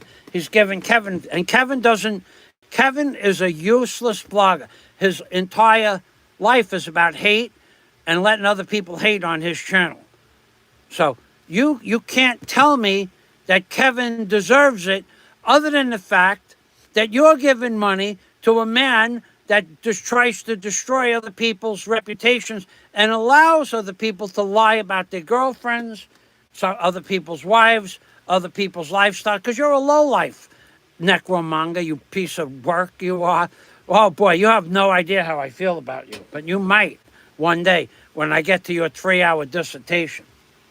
Nobody really likes you, dude. Mike Dowdy, Bill, I'd have to wake up. Bill, I'd hate to wake up and know I sold out for a few pieces of silver. So you don't have. There are people that know what I'm saying, and they know I'm right. You can be the nicest guy in the world. You could start quoting Bible. Oh, he redeemed himself. I think he redeemed himself, so I gave him $600. You're a freaking liar, dude. I got to get a pot. That's that time of the day. Hold on, and I got to get water. You're a liar, dude. You give money to some low-class, low-life, worthless guy who's never earned an honest living in the last, say, 12 years. And before that, he was on disability for 10 or 12 years. He's never earned an honest dollar in 20 years, let's say. And those are the people you choose. That's the person you choose to be friends with. A guy that's been collecting disability, Social Security in the Philippines, possibly, I think he did, for 10 years. A guy that drank every day. A guy that was a womanizer. And then at the end of the day, a guy whose own family member put him in the hospital permanently. He's permanently messed up for life. And that guy, that's the guy you choose to be friends with. Why? Because you can manipulate him. He will worship you. He will worship your shadow. And that's the kind of low-class lowlifes that you... Look at Popeye. Is Popeye a low-class lowlife? We don't have any facts on that, but, you know, you want to take what Popeye has not presented on YouTube as factual. No woman, never talked about anything but paying for women when he was in the Philippines, doesn't have any hobbies, has one friend that we know of. That guy is another person in need of a friend. So you work off their weaknesses.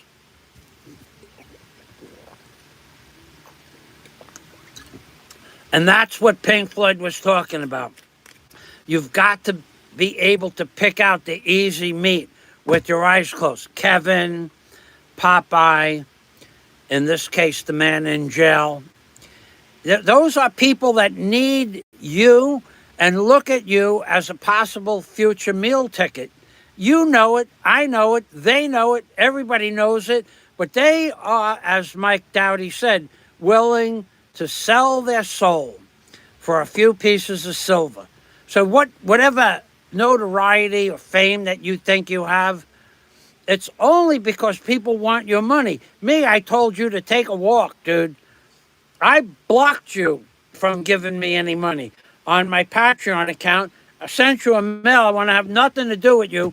When you said you were going to have sex with a couple of ladyboys, we were done. There's nothing else to talk about.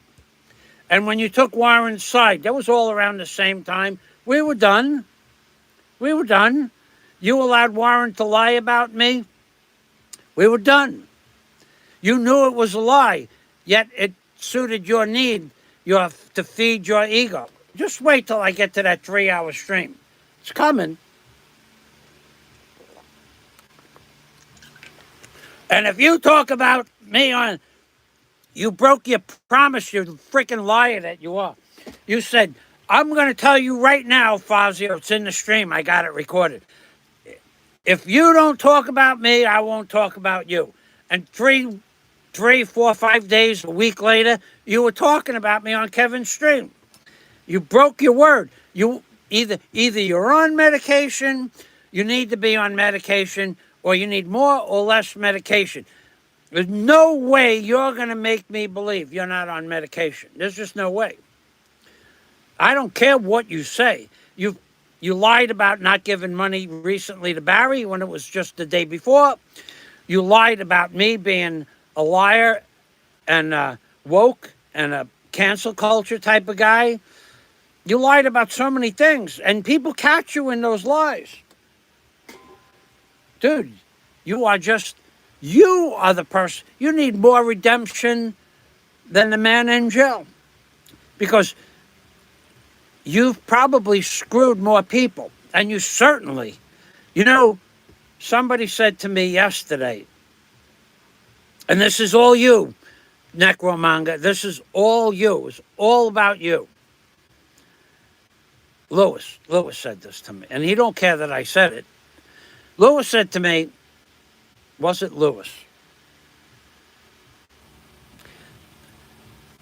No, it wasn't Lewis. I won't even tell you who it was. It wasn't Lewis. My mistake. It was somebody else altogether.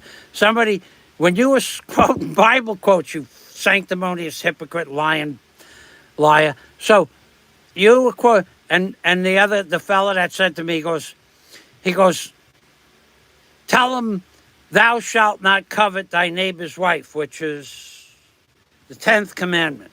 Oh, you got that one covered, yeah? Oh, you got that one covered. Payoffs, payola to the women, payola to the husband. Thou shalt not covet another man's wife. Dude, you are such a freaking hypocrite. And thou shalt not tug on another man's skirt. I don't know what part of the Bible that's in, but a man shall not lift up another man's skirt. And the fact that you were going to have sex with 2 ladyboys, you was lifting skirts, dude. You was lifting skirts. Yaz says, I don't know him personally. And besides, your friends' actions are not your responsibility. That's pretty true. Yads and Mike are saying hello. Okay, so when I asked the question, who goes first? When thou is coveting another man's wife or girlfriend, who goes first? Mr. Necromanga? Who goes first? Who goes second? Bill, sounds like some Freudian self-projection, Michael. So now this guy, oh no, it's not. It's actual truth. But it could be Freudian self-projection because I actually know what that is. Do I want to have sex with another man's wife? No, because if I wanted to, I could have had a relationship with the big enabler and his crew. No problem. That's not what I wanted. What can you reiterate more on what your statement was? If I wanted to have three-way sex, I would just do it if I wanted to. But I don't want to. It's not part of my makeup. But I don't even have a problem with it. But the fact when you're calling on somebody else's girlfriend to be part of your sexual three-way conversations, and he has no way to say no because he needs your money, that's extortion. I got a problem with that. So if you want to expand on sounds like some Freudian projection, and you make a big smile, no, it's not that at all. And I know more about psychology than you could ever hope to know. And I know what I know exactly what projection is. When you want to be a liar, you bitch that someone else is a liar. Unless that person's lying about you, and then you want to make drama on YouTube, then you could do that. That's okay. But so far, no one's caught me in any lie that I know of. Chubba Wubba says, oh, he's lying, he was arrested. No, I never said I wasn't arrested. But he's a criminal. No, I'm not a criminal. I was never convicted. Go look at my arrest record when this idiot, Chubba Wubba, finally gets it on the board. I'll guarantee you he doesn't tell you how both cases were finalized with no penalties, no fines, and no jail served. But he's not going to bring it to a conclusion. He's going to just say that I got arrested for something. I could give you the name of the person who I wrote the bad check out to. Right now, she's still in business, actually. It was a clerical error at the bank. Happens all the time. Especially before the computers took over. It was all up to bank personnel to make the phone calls necessary to follow up with a late charge or a check that was outstanding on your balance. But anyway, Chubba Wubba will get it wrong because Chubba Wubba's an idiot.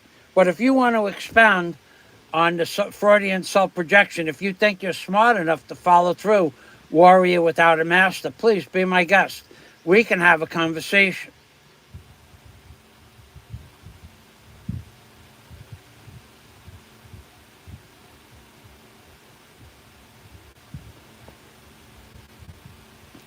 Okay, so I'm back on the comments. I'm going to have to skip through a few of these.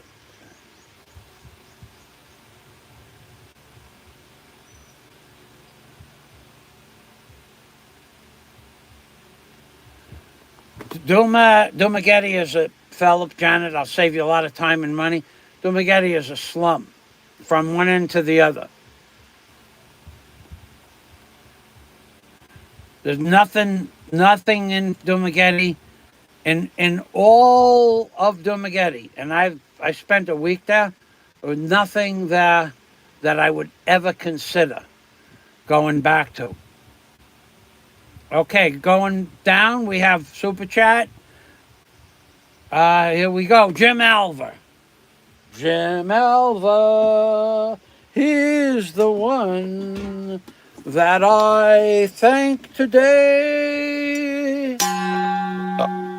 Jim Alver, he's mechanically inclined more than most I can say.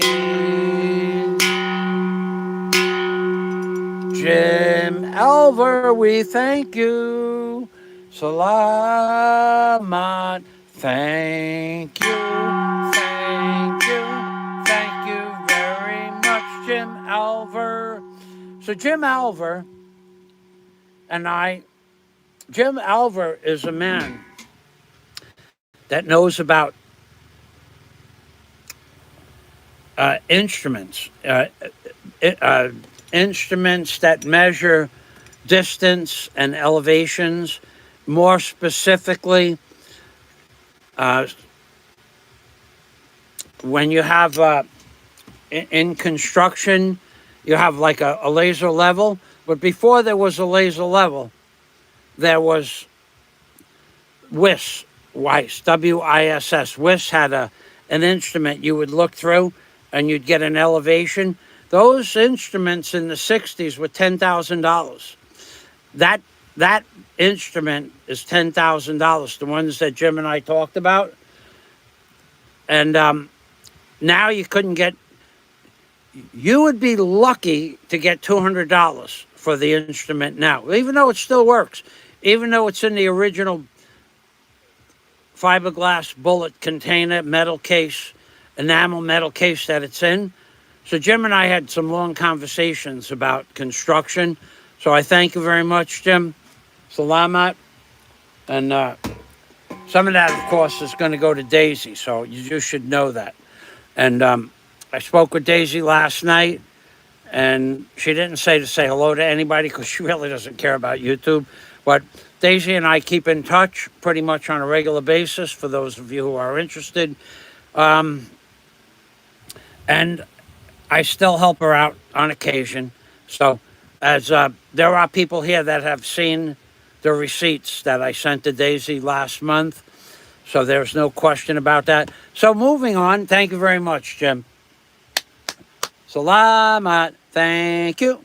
Thank you. Thank you very much, Jim Elver.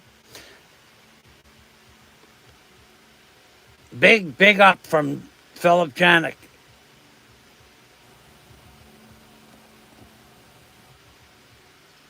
Uh-oh. I can't. You know what? I got to see it. Hold on a minute now. I got 49%. Okay, I'm good.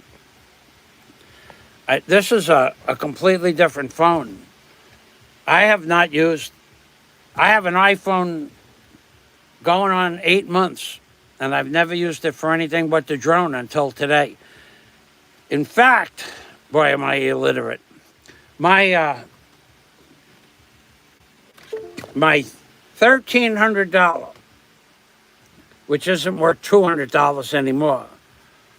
What a waste of money these phones are. This phone here, you see the lines in the screen? They just popped up one day. But I can't get on YouTube with this at all. There's no way. No way I can get on YouTube with this. It's over a week now. And I didn't know how to... You have to have an app. Something called an app to go live stream on YouTube. And I forgot all about my iPhone because I only used it for the drone. So today was the first time. Works good though. I've not used it for videos or anything, but this phone, I just had the back fell off it. It was cheap, $14 to re-glue the back on. But then after that, I got the lines. Well, actually, one line before the back and after, one line after. It wasn't their fault. So now I have 2 lines, 3, if you count the one on the side. And now I have to and then it unprogrammed itself. About a week ago, I think I got a virus. So I don't know how this phone is working, but this phone should do what the other one does. Yeah, so that's all I really got. I mean, I got a lot more, but I want to save some of it for the 3-hour rebuttal. I'm not done with them yet. And the reason is because they think it's funny. Popeye thinks it's funny that I think the earth is flat. The earth's flat, man. Whether you want to believe it or not, it doesn't matter. It's flat. If the ocean is 3,500 miles, and that's flat, there's no doubt about that, that's flat. Well, then where is the curve? 3,500 miles away, there's some sort of formula, I don't know what it is, but you would be, if you went 3,500 miles, you'd be out in space somewhere. The curvature of the earth is every mile is 8 inches. So add 3,500. That I could do. Okay, that I could. The calculator still works. We'll go 3,500.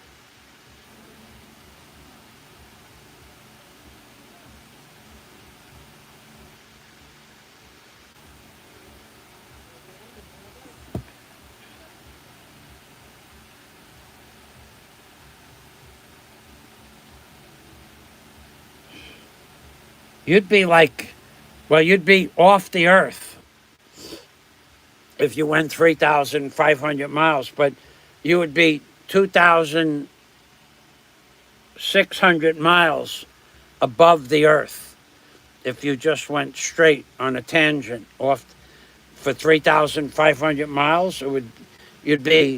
Earth would be below you, 2,600 miles. And planes can't fly that high. So whether or not you guys want to believe it, I mean, I could post a video. I don't watch these a lot, but I do remember I had it up last night when I went to sleep. I didn't get to watch it. All right, let's see if we can find this. I must have took it off. I could...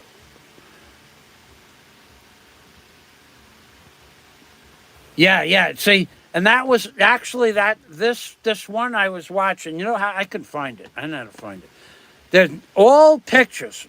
Thanks for reminding me, Bill. All pictures, all, every one of them that has ever been taken of the Earth from anywhere is all computer-generated imaging. There's no such thing as somebody took this camera out in space and took a picture. That never happened. Never. It's all CGI. Look. I don't have to prove it to you because I know it's true. I'm not trying to prove this to myself. Bill just said it. Makes perfect sense. All pictures of the Earth, all pictures of Mars, all pictures of Uranus, the sun, every picture in space, it's all CGI.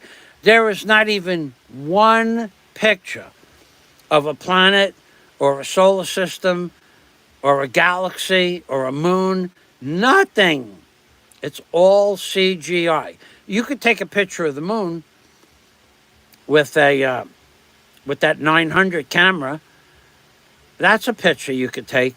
But once you get past that, the moon, everything is CGI. Everything. There's nobody's out in space. Bobsy's channel said something about the other day that all I have to do to prove that space exists. Bobsy, if you believe this, then you're dumber than rocks. All I have to do to prove that space exists is to watch SpaceX launch a rocket. So I did that. I went to SpaceX rocket launches. And rockets go up like this, straight up. You see the second and third stages fall off.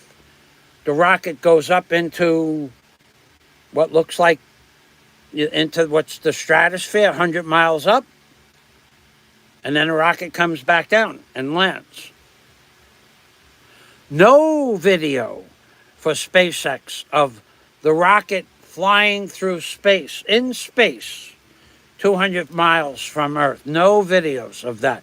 And when they say there is a video of a rocket, of where is it coming from? If there was a satellite with a camera on the satellite, what about all the satellites up there? You'd never see a video of a satellite passing another satellite. Even if they're in synchronous orbit, you don't see it. Never happened. There's no pictures. There's no videos from space. You can believe what you want. But, and then, there's always the Hubble telescope. But they can't use the Hubble telescope how many billions of dollars, $1 billion went into a telescope? They can't turn it around and face the Earth. You know why? I know why. Because the Earth is too close for them to focus. Well, what about when they went to the moon, which they did not go to the moon? What about that? How come they didn't take a picture of Earth? They didn't. There's no pictures of Earth from the moon. Nothing. Zero. Never happened. It's not real. Space is not real. I have my good friends, some of my good friends say, Mike, you got to stop with the flat Earth and no space. When I see a picture of space of Earth from space, when they send a rocket up out into orbit somewhere and they turn around and take a picture of Earth, I'll believe it. But right now, all pictures are CGI, computer generated images. All, not 99%, all of them are computer generated. And when they launched the space shuttle, that was a hoax. The space shuttle was a hoax. Let me read Bill's comments.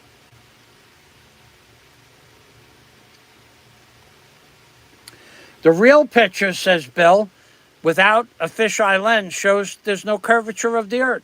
Let me find, that's right, Bill.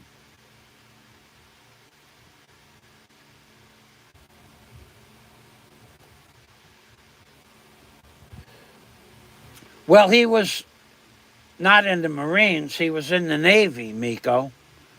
And that's right, but you're right, though. If he was in the Navy and he was on ships his whole life, you would think he would have learned that the Earth was flat. But most don't. Only reason why I know the Earth is flat is my uncle, Jay, was in charge of batteries and gyroscopes on a submarine in the early 1950s, the United States submarine. And he was a brilliant dude. I mean, he was really smart. So he was the one that kept the batteries topped off, and whatever had to be done with the gyroscopes, he did that. And he was talking to me, and I said to him, well, when the submarine goes across the ocean, how does it, you can't see out a window, how does it know when to tip down to follow the curvature of the Earth? And he said, there is no curvature. You set the gyroscopes at 50 feet, 100 feet, and you set it and head it towards Europe, and when you get to Europe, you're still 100 feet down. If the Earth was curved, you would come out of the ocean and go into space. There's no curvature of the Earth. Let me find that video that I was watching last night. I only watched a few minutes of it. It's an Eric Dubai video. And that moron Don C. God, is he stupid. He says that Eric Dubai is a shill. Yeah, but the information that Eric Dubai puts out are actual scientists that put the information out, and he just organized it into a video format. He's not a shill. He's given you the experiments that have taken place over the last 2,000 years and further back than that. It's going to be tough to find this.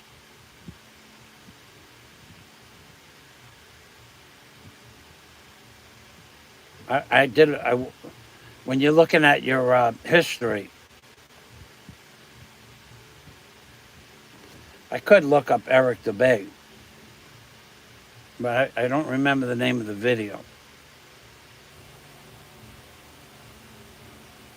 I'm going to give it another minute here.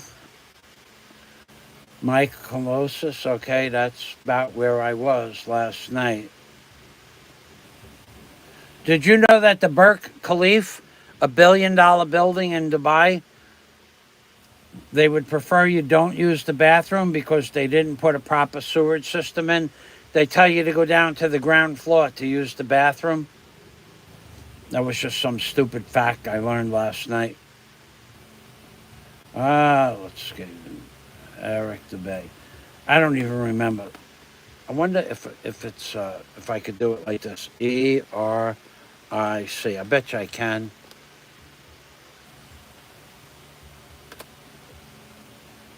No search results.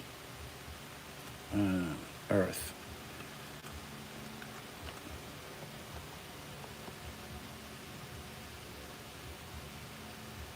Here we are, right here. Yep.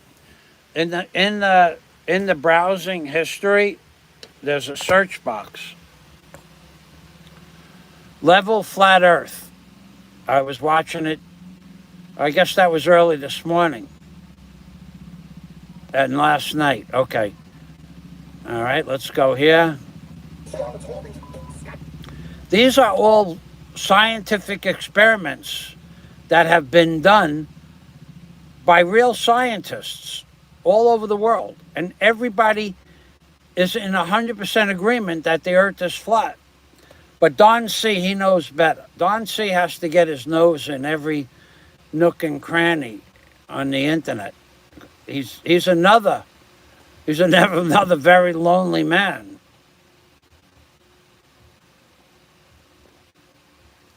Okay, let's go back over here.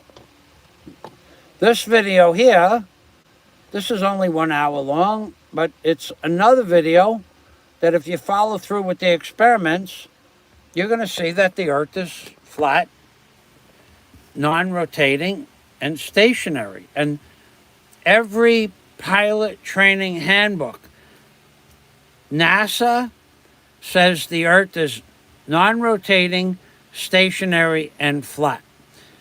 The Marine Pilot's Handbook, it's in this video. The Marine Pilot's Handbook says the Earth is non-rotating, stationary, and flat for landing and takeoff purposes. The Navy Flight Manual, same thing. The Air Force Flight Manual, same thing. They all agree the Earth is stationary. So when I asked John Blaze, who said, well, I'm not sure. I never gave it much thought. So I said to John, coming in for a landing, you have a crosswind of 20 miles an hour. You got to crab the plane, crab it into the wind. Yep. He goes, yep. I said, what if the Earth was rotating at 1,000 miles an hour? Could you land? He goes, nope. Because not sideways. I said, what about even forward? Because now you're coming in, the Earth is rotating 1,000, you're going 500, that's 1,005. The wheels would blow apart. What about if you were going in the same direction as the Earth? He said, no, couldn't land. Because you'd have to play, you couldn't catch up with the airport. The airport's moving away from you at 1,000 miles an hour. The plane only flies at 500 miles an hour. So how can you land a plane if you can't catch the airport? See, those are the things that you people don't understand. If the Earth was rotating at 1,000 miles an hour, takeoff and landing would be impossible. So I posted that video.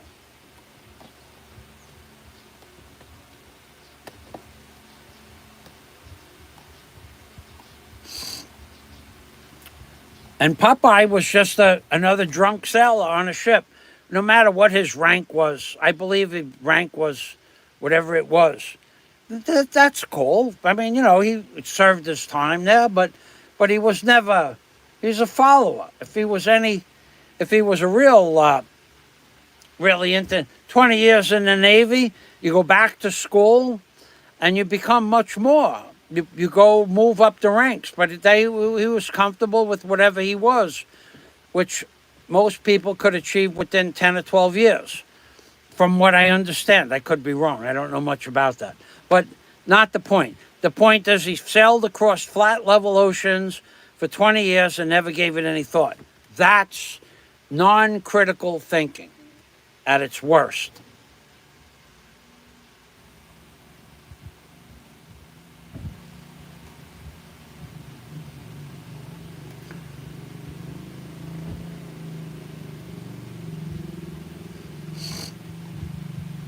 Bill West.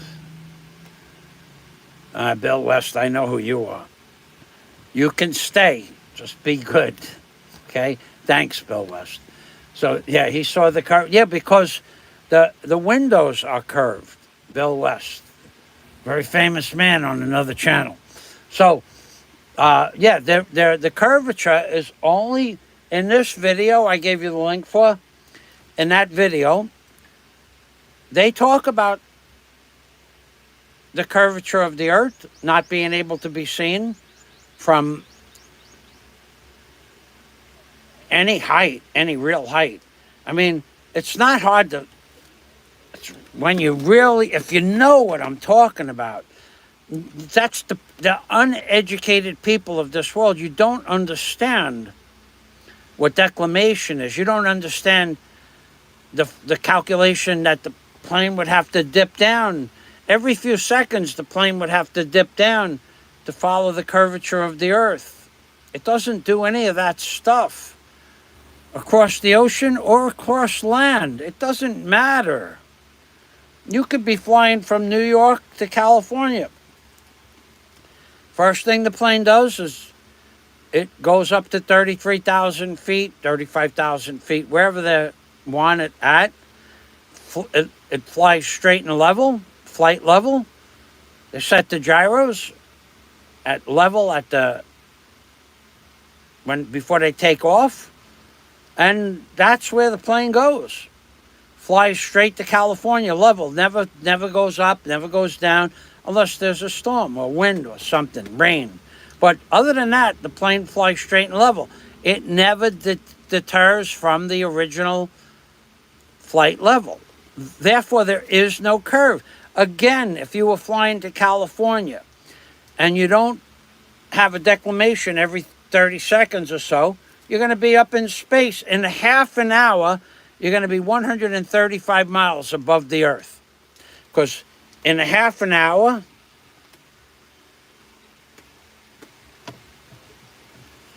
here's the Earth. Here's the Earth. In a half an hour, you're going to fly off the Earth, and then the edge of the Earth over here is going to be 135 miles away. Because you have flown 30 times 8, 240 miles. You fly 8 miles a minute. So in 240 miles, you're going to be 135 miles above the Earth. Pretty much those are accurate numbers. Oh, we do have somebody to thank. I can't say his name. It's not Batman, and I thought it was Batman. I thought Batman struck again, but it wasn't that man. It wasn't Batman. It was another friend of mine sent me a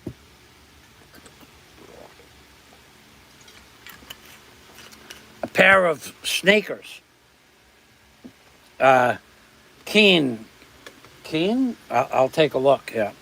Let me show you these. These are water shoes.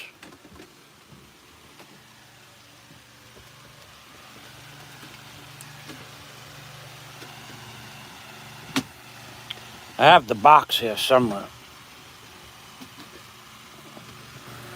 Well, I'm gonna give them a shout out separate.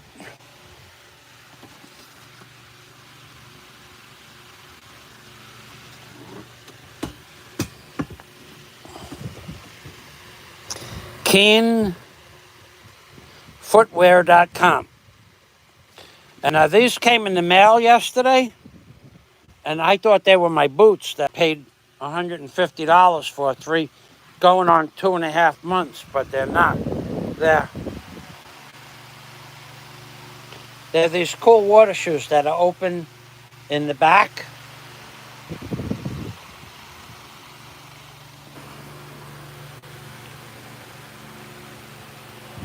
Let me put this over here. And they're open in the back.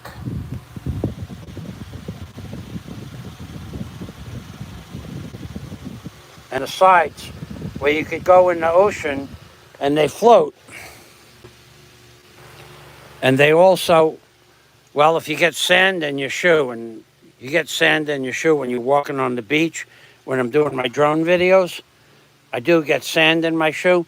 That's supposed to let the sand out. It lets it in. I guess it lets it out. You know, I normally wear regular sneakers because I never bought a pair of water shoes. But to that fella, was actually been a friend of mine, and I met him and his wife, future wife at the time, back in 2017, and now he's married and has a baby. And thank you very much. You know who you are. If you're watching, sometimes you do, sometimes you don't. But thank you for the shoes. They fit nicely, a little tight, but that's because my foot's swollen up a little bit from sitting down. But I think they're going to stretch out just right. So thank you for the shoes.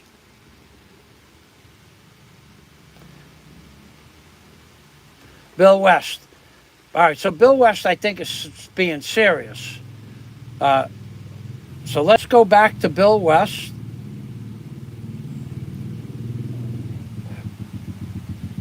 Bill and Bill West are two different people. Okay, let's go back up to Bill's first. Oh, Kenny and Cebu, thanks for stopping by. A tuk-tuk is a version of a trike. Okay. Wow, I guess I missed some comments. I apologize. All right, Kenny, thanks for telling me what a tuk-tuk is. I don't know. Maybe that's not Visaya, but thank you for... So a tuk-tuk is a version of a trike. Thank you.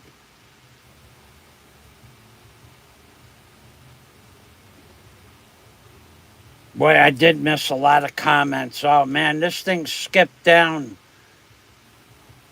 Okay, Mike Dowdy.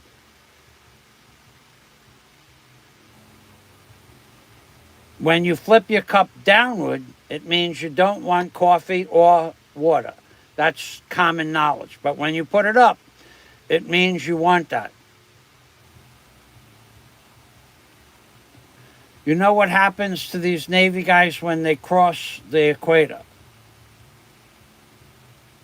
I don't know. I think that's a joke. So then Bill West, I saw he said he went over the North Pole. I'm looking for that comment. All right, so Bill West is somebody that disagrees. He says, of all the people in the space program over the years, there would have been whistleblowers. And that's true. There should be more, but there are some. And they're not, if you file, when I worked for the Air Force as a private contractor, there's another lie that people say, that I don't have any licenses. In order to work for the United States Air Force on Boca Chica Naval Air Station, I had to be a licensed excavation contractor. I had to prove I owned the equipment or the equipment was not stolen, which I could do. I had to have insurance, which I had $1 million insurance, but I also had to have $1 million bond. So when you people say he doesn't have any license, I have a licensed excavation contractor. Because you're too stupid to find it in the records, that's not my problem. I could show it to you, but that's not my problem either. But moving on, Bill, I agree with you, Bill West. More people should come forward. But they didn't. Because when I had to work for the Air Force, I had to sign a non-disclosure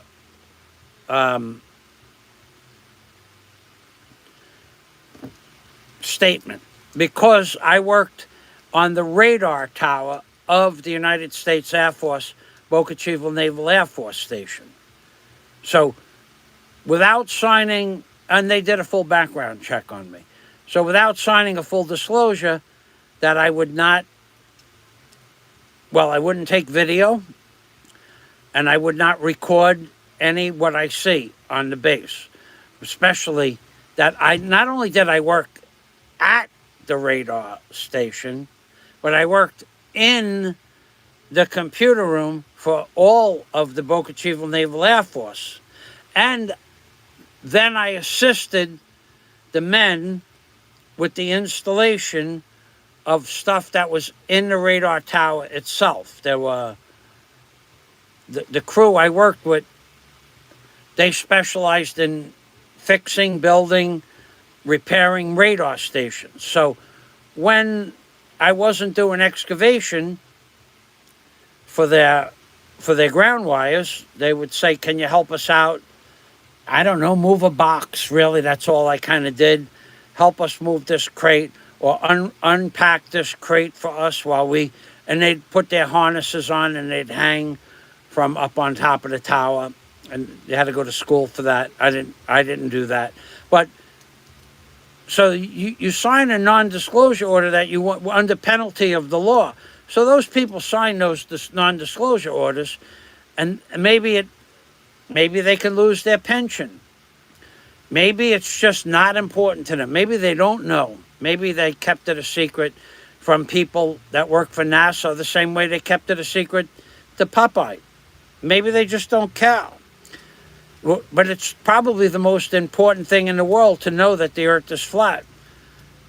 More than anything else, because if it's flat, then all the people that are pushing to destroy the Catholic religion and the theology of the Christians in general, then they would have something to say. Look, the Bible says it was flat. The Bible says it's flat. But more importantly, it destroys all of our history, all of it. Just all our history, all the history books, everything disappears in one day. They admit the Earth is flat, everything, all of gravity and the way the stars and the Earth rotate, all of that's gone. Anything that has to do with gravity, all of it. And all of going to space all disappears. They can never tell you that the Earth is flat. But if you found out, they ridicule, they mock you for it. But it's flat, Bill. So you have a valid point, and there got to be a reason those people don't come forward. They either don't know, or they signed a non-disclosure agreement, which means their pension becomes zeroed out. Who knows what they signed? Who knows what the agreement was? They might be pulling down $75,000 a year pension, and if they say that the Earth is flat and they know it's flat, they lose that. And how do they pay their bills?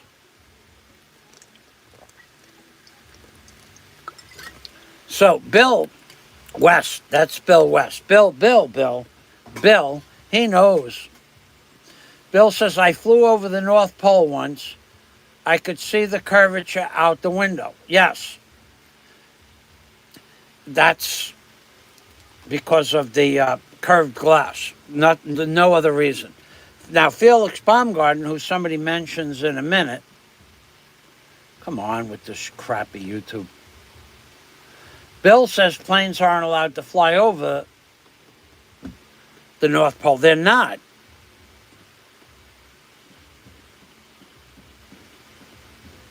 The sketches, right. You know, Janet Phillip, I remember those sketches. They were pushing those a few years back. I wanted to buy a pair, but I never did. Bill says he flew over the North Pole. Okay. I believe that. I mean, but wherever you are on the Earth is still pretty much round. And Miko happens to be right. I didn't want to correct you, but Miko, in this case, is right. They don't allow you to fly over the North or the South Pole. You may have gotten close, like you did say close. I agree. But I don't know what it is about the North Pole that you're not allowed to fly over, but they have rules on that. But the South Pole, you can't go past the ice wall. Now, the ice wall exists. That's a fact. But you can't go past that. You can't even get anywhere near it. If Bill West was a billionaire and his name was Bill Gates, and he bought a plane with a refueler type plane with enough gas to fly around the world 10 times fuel, you would get shot down as soon as you got beyond certain parallel. So you're not allowed to fly over that. In that link I set up, you can see a lot of what I just said.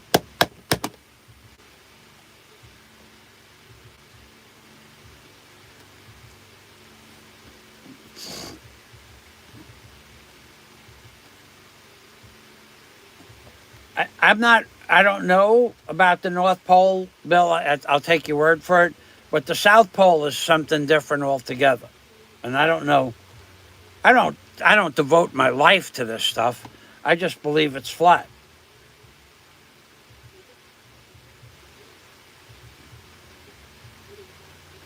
You know, that's funny that you should ask, Philip.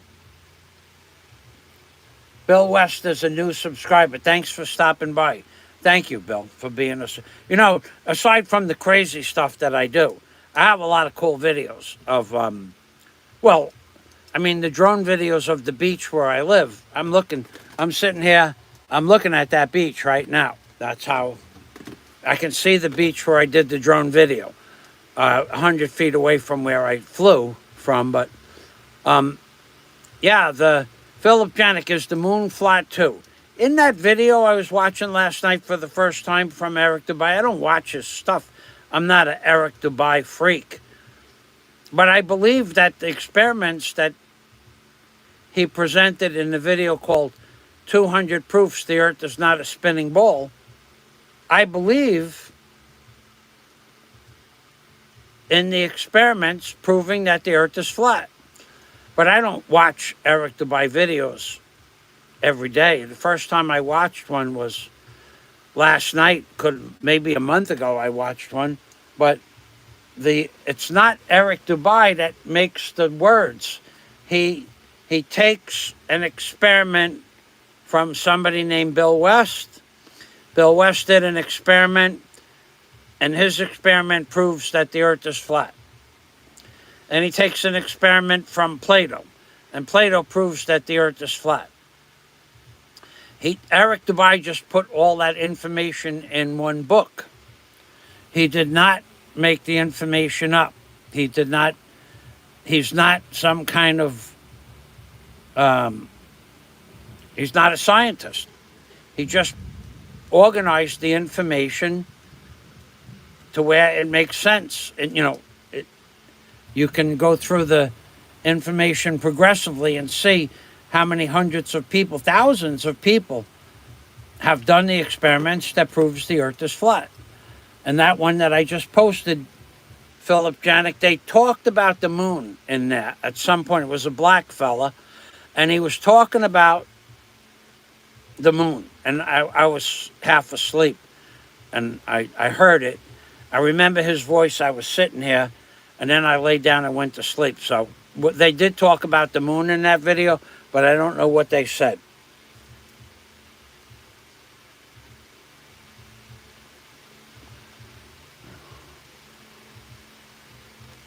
The flight tracker. Yeah, can you, Bill West?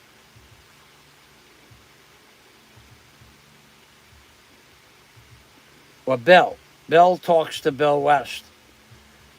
When you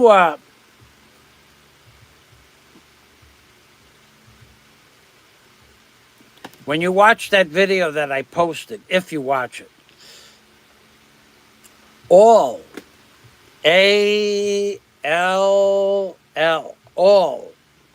all satellites,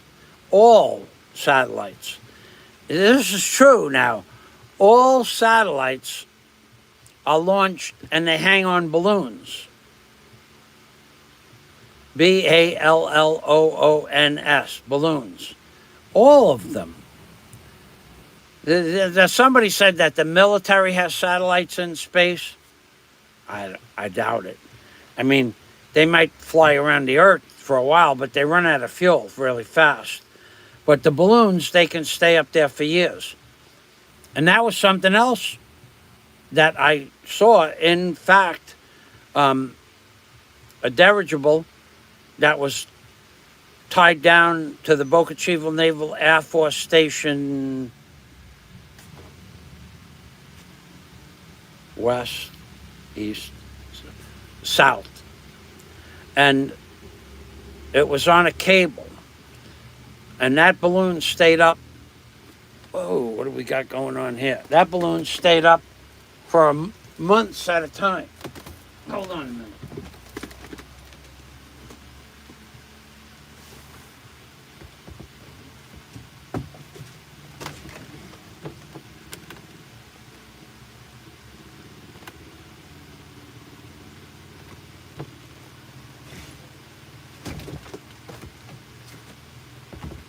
That's interesting.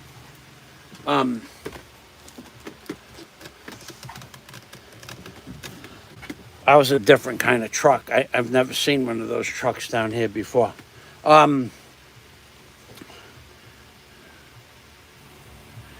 When you fly out over the ocean, they have satellite phones.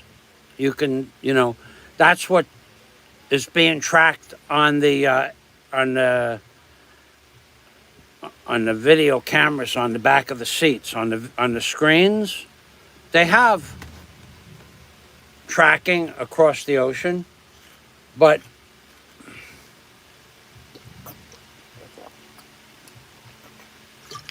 you, as a private citizen, lose cell phone at 100 miles, not even 100 miles, 50 miles offshore. You lose your cell phone signal. So that's a problem with the flat earth and the round earth. Because if there were satellites and they were in space and they were transmitting cell frequencies, why do you lose your satellite signal for a private cell phone at so many miles offshore? You can use satellite phones and you pay $1 a minute for it. But you can't get a signal for a cell phone once you get out over the ocean. 10 minutes out, the signal's gone. So the satellites that hang on, in the video I posted, the satellites hang on balloons. And NASA, this is fact, you can look it up. NASA is the biggest, because NASA launches the balloons. NASA is the largest consumer of helium in the world. We could probably Google that. Well, what do they need all that helium for if they're launching satellites that float around in space? Okay, let's look up largest, biggest, BIGGES. There's a lot of questions I don't have the answers to, Philip Janik. I don't study this stuff. In these videos, there is an answer to the question you just asked. But this is not what I do all day. It's not something.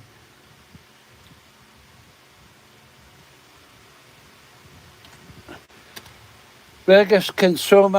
All right, so this is Philip Janik. I don't have all the answers to all the questions. I tell people, watch the video. And they have, and then the answers in the videos I believe are true because the stuff that I know about and I've followed in the videos always turns out that I agree with them because they're true. And I'm basing my agreement of me being an A&P jet mechanic and my flight experience.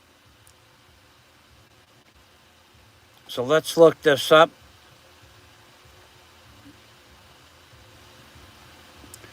Okay, here we go.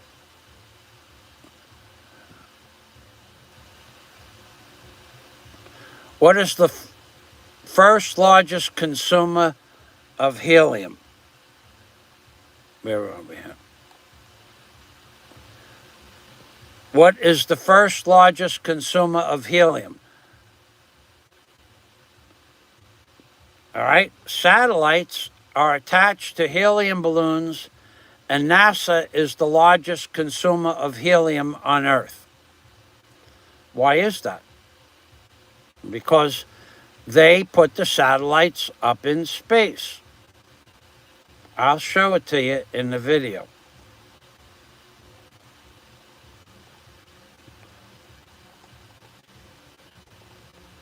I think I could find that part of the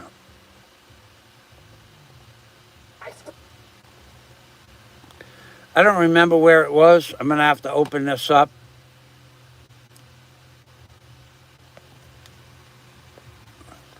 I'm going to just turn this around towards me.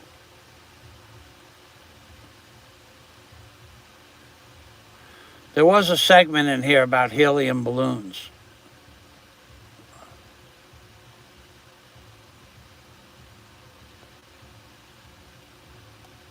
There's that black guy. Not Neil deGrasse. Not Neil deGrasse. He's just a freaking liar, that guy. Well, I don't see it. It's in that video somewhere.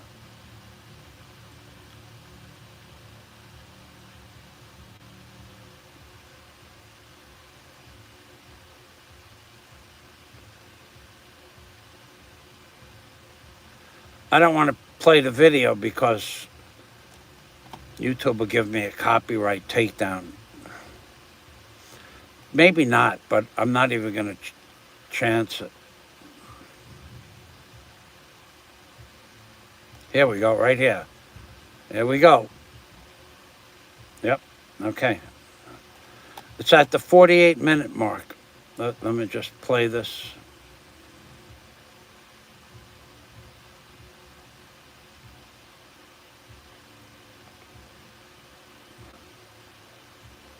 What happened to that?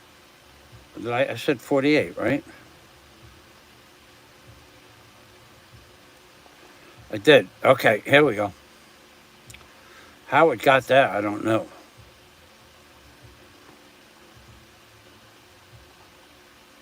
I'm going to get you a picture of this.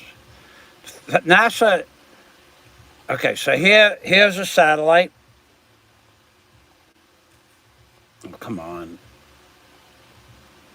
Okay, let's got to move it up a little bit. Look, here is a satellite. Standard balloon, 660 feet long. Okay, now let's go to NASA's balloons. Okay, here they are hanging the satellite apparatus. And that is why they rarely speak of orbiting satellites, because satellites don't orbit around the Earth, but you have to watch the video to understand. Okay. And then here is, they don't, this is the balloon being picked up. And this is the balloon.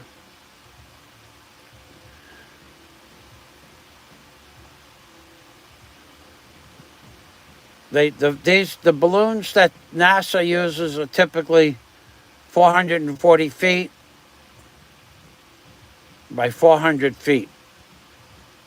And that's another where they're picking it up with a crane. These are all, and there's a lot of this stuff is done in Antarctica on the ice for a couple of reasons.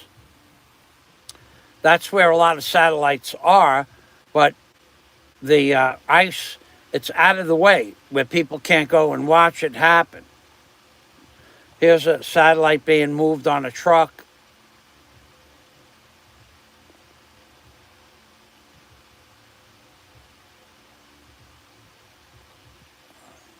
I'm trying to find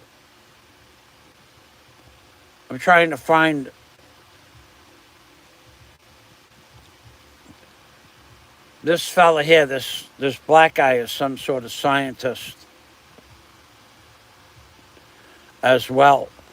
And he totally destroys NASA. Totally destroys them.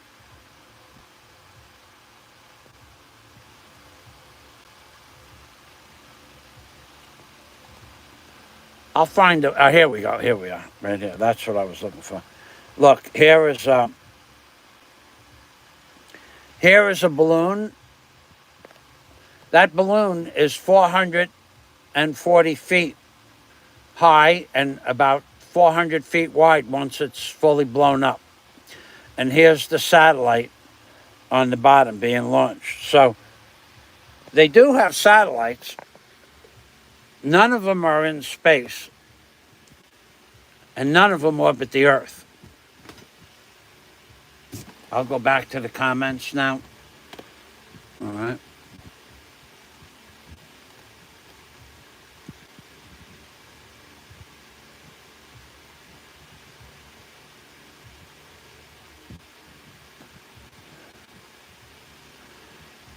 You know, Bill, one of those questions,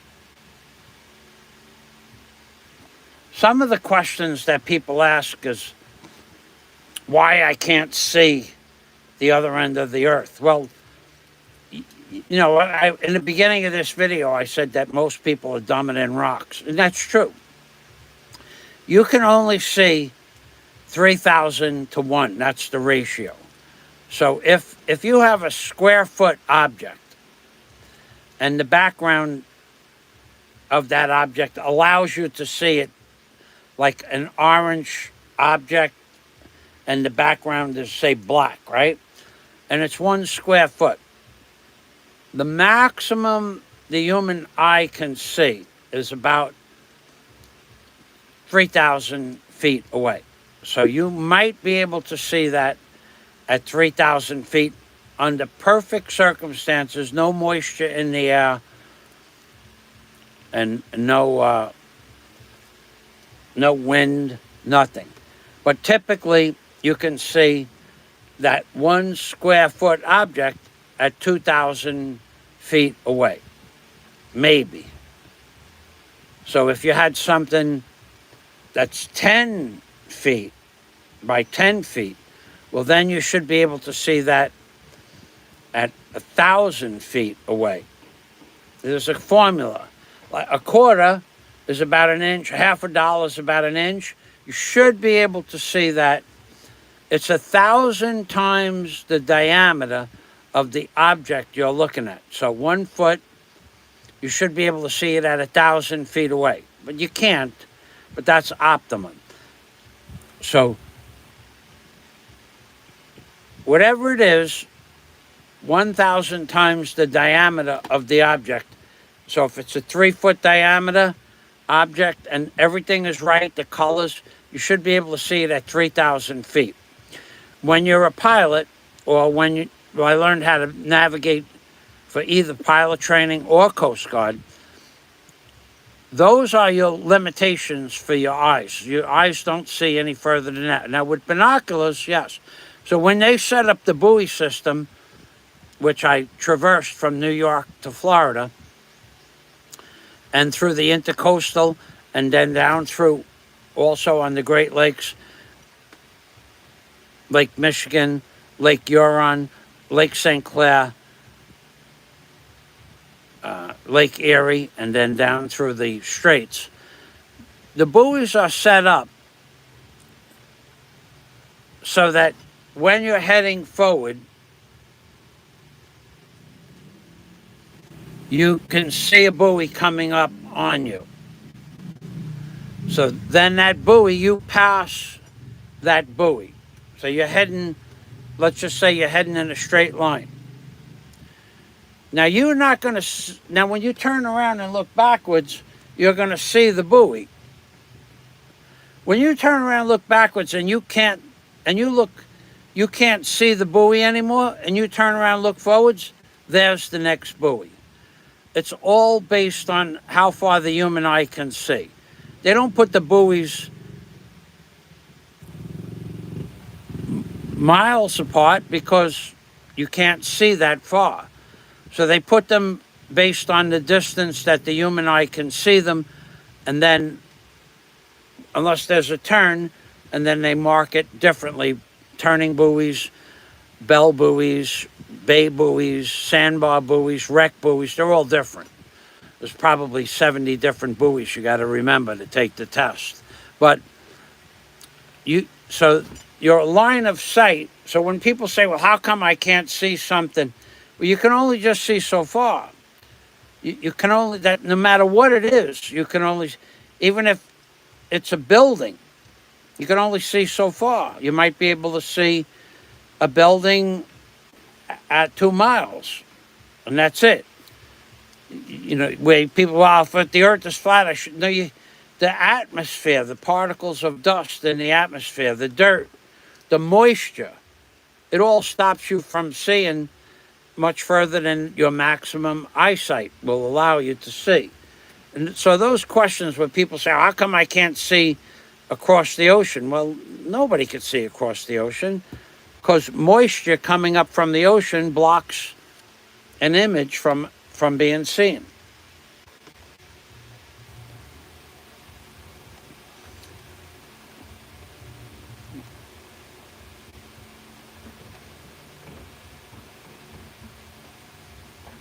I don't know about flying over the North Pole. I don't study this stuff.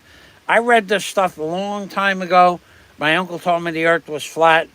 A couple of pilots that I talked to know the earth is flat. And when I talked to John Blaze about it last week, he said, well, I didn't give it much thought. Well, damn it, John. Why didn't you give it much thought? You're a pilot.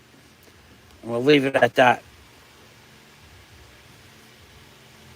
And I gave him a couple of videos to watch. I haven't, he's involved with some other projects. I haven't talked to him in a week or so. I'll get back to you when he finishes watching those videos.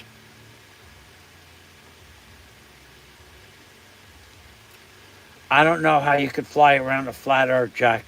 It's discussed in the videos. It really is. The answer to that question is discussed in the videos, and it's in one of the videos. They all have different information.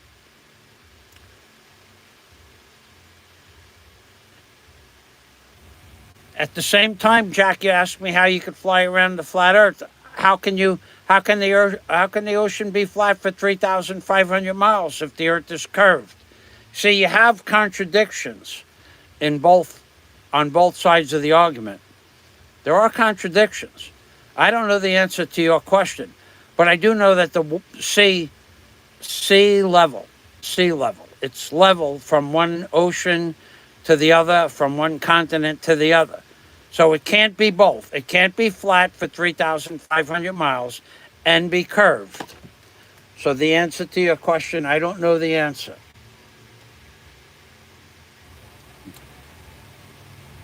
Same question from Philip Janik. I don't know the answer to the question.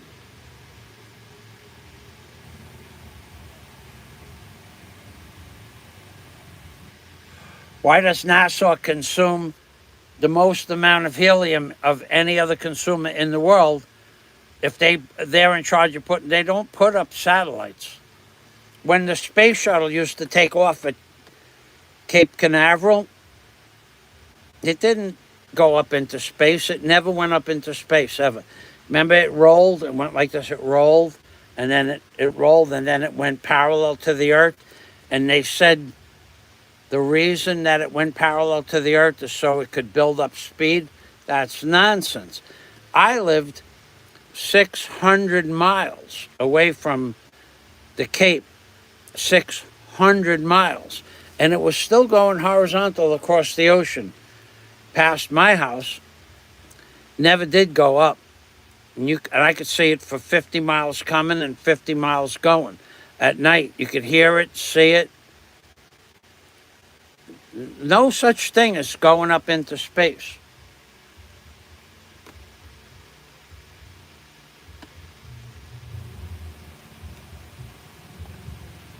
Now you're talking Anunnaki. Well, I believe that aliens exist. Everybody knows that. And they may have technology to get out of our atmosphere, but we don't. I don't believe we do. I just don't believe it. And there's a lot of things I don't believe and a lot of things I believe. All of my education, flight training, pilot training, captain training, licenses, all my experience says the earth is flat. But also, millions of people have seen spaceships, and some of us have been taken up into spaceships on multiple occasions. So I believe that there are aliens, 100%. I mean, you couldn't make me not believe it. There's nothing that would make me not believe it. But can I prove it? No, I don't. I can't prove it, but NASA could prove it. The United States government could prove it. People at Area 51 could prove it. Pilots know it's true.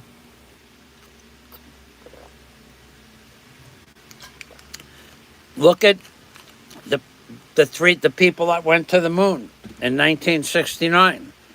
They didn't go to the moon. They know it. And what they lost? Again, they lost all the pictures from the moon. They lost all the video. 1,000 videotapes from the 12 ships that went to the moon. I think there were 12. They lost 1,000 72 millimeter metal tapes that said moon landing. NASA, do not erase. And all the videos and all the blueprints to build the lunar module, they lost that. A child could build a lunar module with a computer program that they have now. A child could do it. We're not talking about rocket science anymore. We're talking about 60-year-old technology. And they lost it, and they can't duplicate it. We're being lied to about so many things.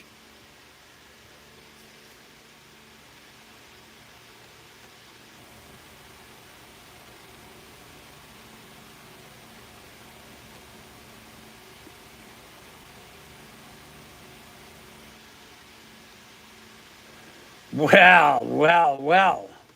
We're being trolled now. So, we're being lied to about, not from NASA. We're being lied to about that we need the new B-2 bomber for $2 billion so that we can protect the United States from third world countries. You! Bundag, what's up? No, I'm doing a live show. Oh, sorry. Oh, see you later. Okay, Alexander. Thanks for stopping by. Okay, so yeah, they want $2 billion to build a new Air Force jet. You know how many nuclear bombs we have? That's what it's going to carry, a nuclear bomb. We have 5,000. Well, there are 5,000. And they're worried that we're going to be able to stop them if someone attacks America. So they dump another $1 trillion into the war machine. Well, if Russia wanted to destroy America, they just put a nuclear bomb in a ship lined with lead, send it into New York Harbor, and blow it up. It's not complicated. They don't need $1 billion ship, $1 billion plane. So these people that are taking your money, billions and trillions of dollars, and sending $150 billion to Ukraine for a battle they can't win. They just keep you in the dark about all the real truth. The real truth is that Ukraine couldn't possibly win, and Ukraine can't possibly win. The real truth is NATO wants to take over the border, along the border of Russia. And they forget to tell you that part of it. The real truth is Ukraine has been destroyed. The people, the infrastructure, the schools, the electrical power plants, it's all been destroyed. It's all been destroyed. There's nothing left of it. A few of the major cities that they haven't destroyed because That's part of the agreement. We won't destroy the capital of Ukraine, but we'll destroy everything else. And that's what keeps the war going. I mean, could Russia destroy Ukraine in the next 72 hours? Probably. But they don't. So that they can keep fighting and using their war equipment up, and then they take the money from the people. In America, they don't want the war to end. The war could have ended twice in the last 2 years. And they sent diplomats to make the war not end. You just get lied to about everything in this world. Back to the comments.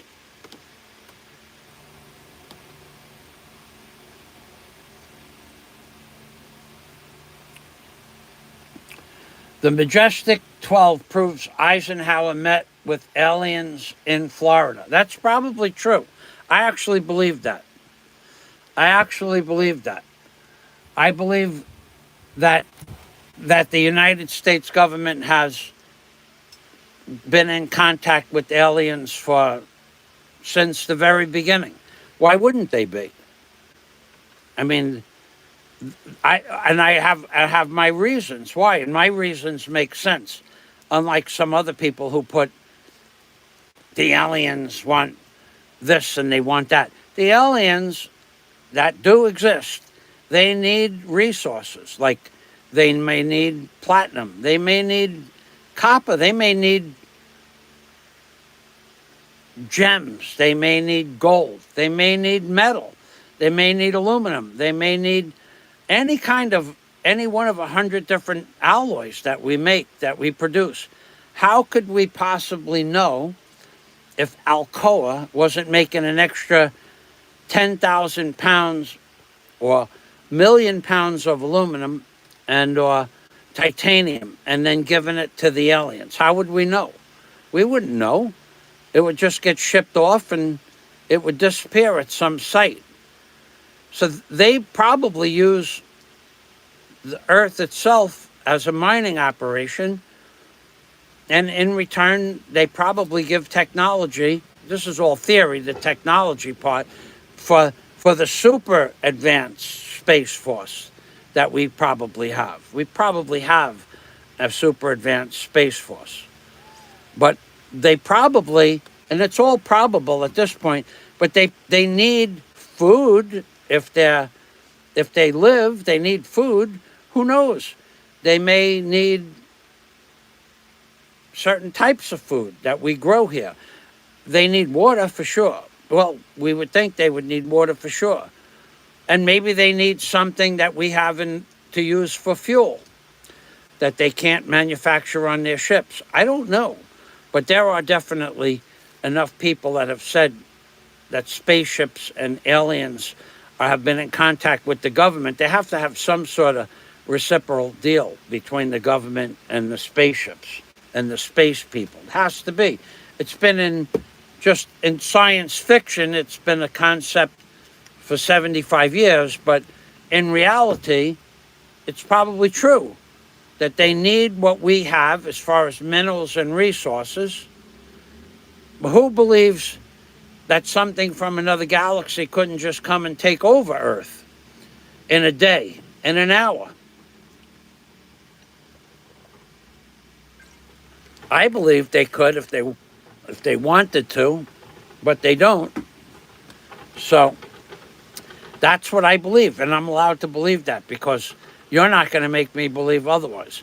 You people out there that don't believe in aliens or people that come from other worlds, with all the people that have said they've seen spaceships and UFOs and cattle mutilation and thousands of pilots and engineers and people of all walks of life, sheriffs and county officials and all over the world, and they're all lying? No, they're telling you the truth. The government is telling you, stupid people, that it didn't happen, and you believe it. Let's see what we got here.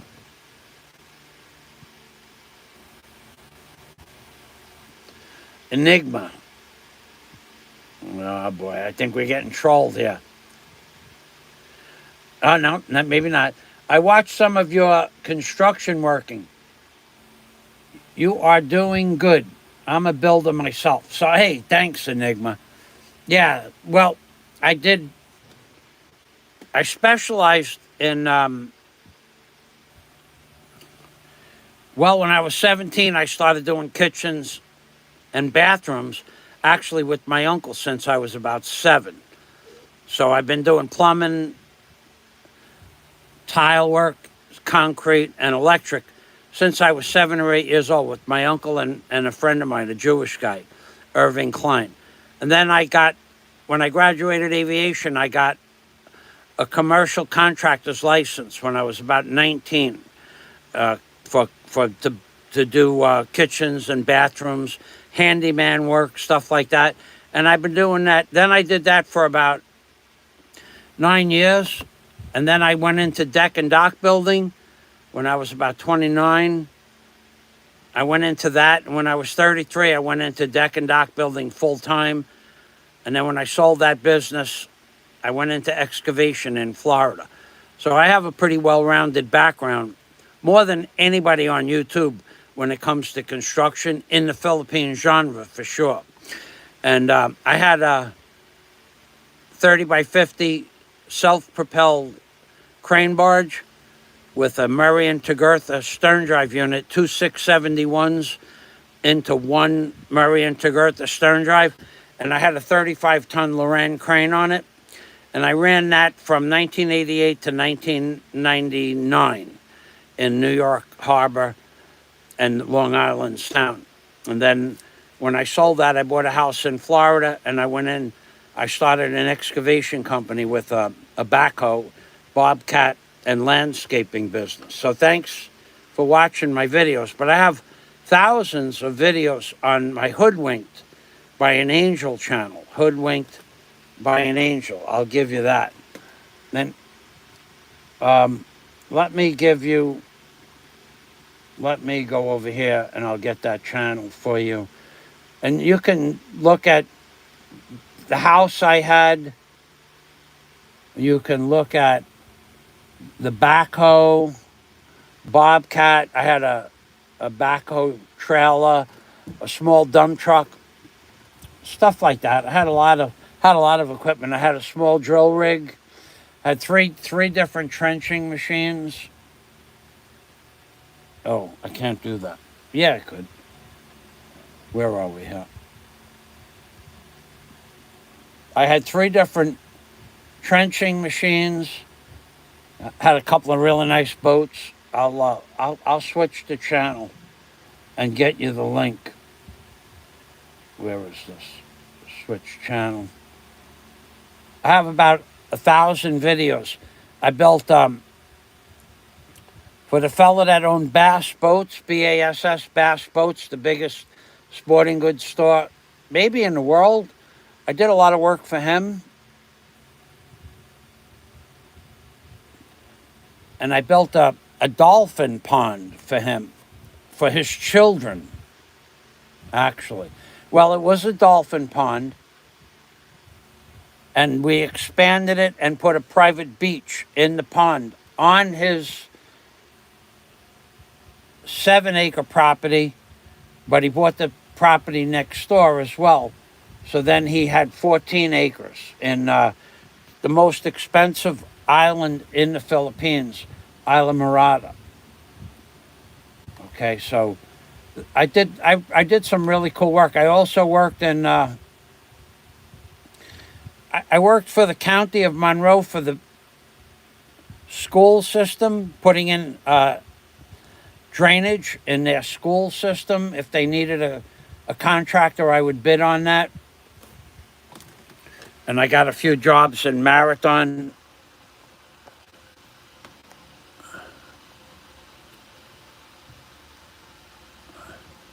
So let me give you I'll give you the name of the channel and the link.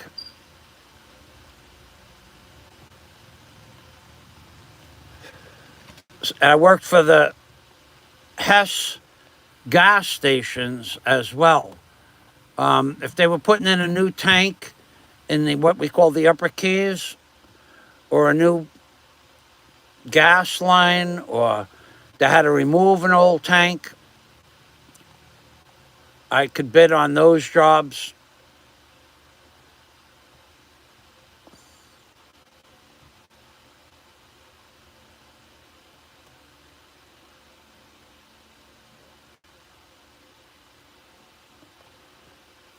So my excavation license, although you'll have some stupid people say, he never had a... How do you get to work in a commercial gas station on the main road without $1 million bond, $1 million insurance, and the license? And you have to prove that you own the equipment, or you have access to the equipment legally. So when you hear all of these stupid people saying he never had a license, he never owned a backhoe, those are stupid people. Don't listen to them, because when I challenge them to wager me $1,000, and I'll show you my excavation license, or $10,000, and I'll show you the registration for the Ocean Racer, and they back down because they don't want to lose their money, but they still want to run. Oh, he never had an Ocean Racer. He never owned it. It was somebody else's Ocean Racer. Those are stupid people. Just get that straight. And I hear it all over the internet, all over. There's a guy now saying that I never had any licenses at all on another channel, some guy named Chubba Wubba. He's telling, he never had a license. He never had any license except a driver's license. You can't be an excavation contractor on a commercial gas station job in the state of Florida without being a licensed excavation contractor with $1 million bond. Thank you very much, Enigma. So that's the link for my page. So whenever you hear anybody say he never did this and he never did that, but when push comes to shove and you want to wager them big money that they're wrong, they all back down. Every one of them. Chubba Wubba will be next. Chubba Wubba is on a rampage the last 2 weeks. Fazio was arrested for selling lobsters to a restaurant somewhere in Florida. That's not true. That's not me. So, Enigma, let's go back to your comments.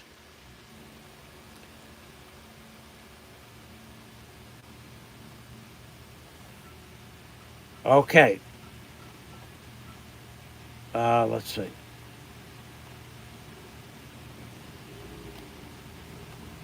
Up. Boy, this thing is jumping all over the place today.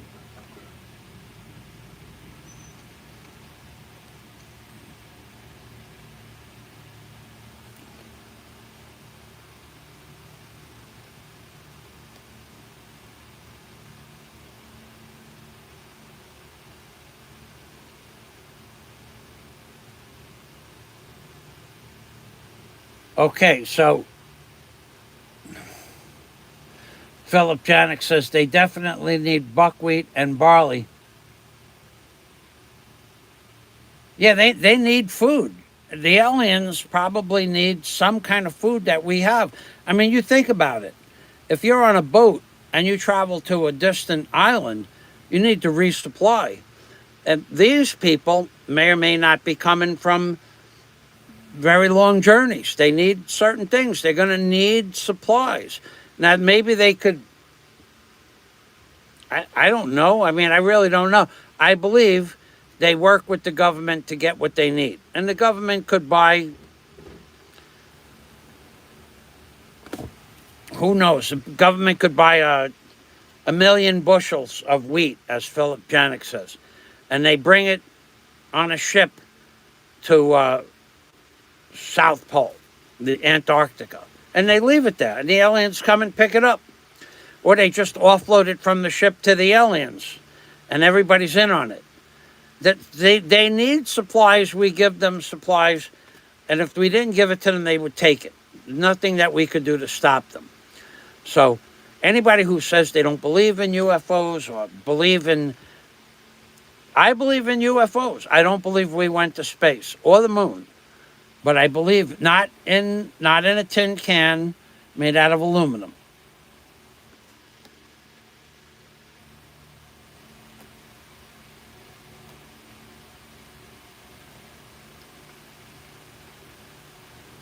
Well, that's one theory. I don't know about that. I never heard about Atlantis. Atlantis is, now you're talking about the same theory that the Atlantis, the television show. I don't know if that's true. I like the idea, but I don't know that it's true.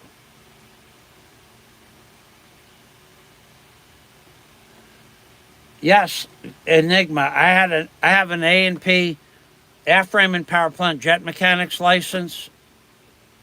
I have an experimental pilot's license, and I have 30 hours in a Cherokee Warrior where I soloed, and then that's it. That's the extent of my flight training in a Cherokee Warrior 2.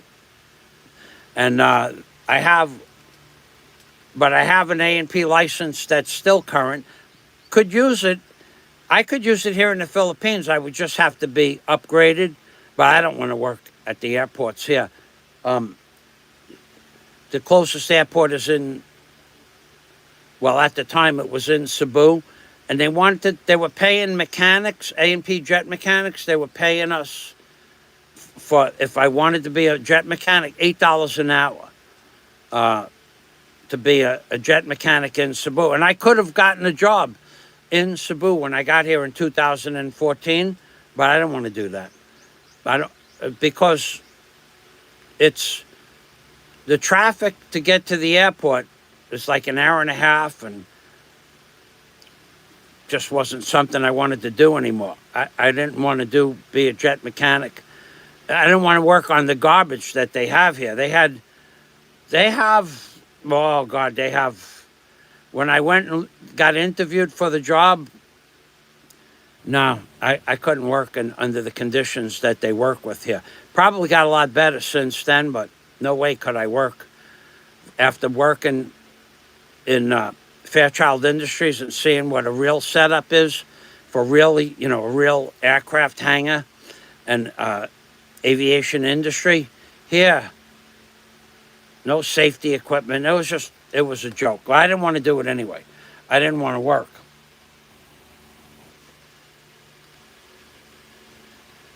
Okay, so I think we're down. Not yet. Jack Thompson. Philip Janik. Okay, Philip, thank you for stopping by. Okay. Good night, Philip. Thank you for the comments and the suggestions. Jack Thompson. It's like the movie They Live. That's right. People don't see what's right in front of their face. You're right, Bill. Jack, can I call you when I'm done with the show? I've been neglecting to call you because I didn't know that, I'm not sure that you were able to talk. Are you able to talk? I'm going to end the show anyway. I've been on here for more than almost 20 minutes now. It's been a long time. I drank a whole bottle of water.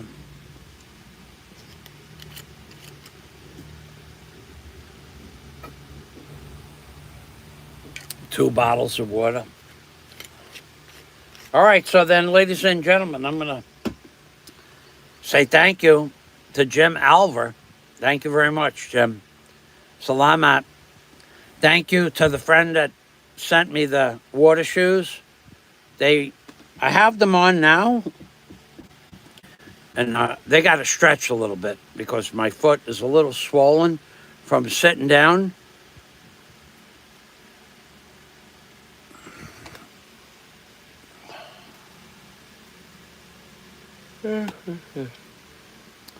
So, Jack, you haven't gotten back to me with a yes or no. Well, I guess I could say goodbye to everybody and then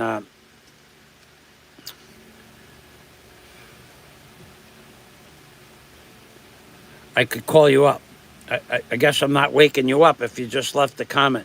So what I'm going to do to say goodbye to everybody, it's been, no,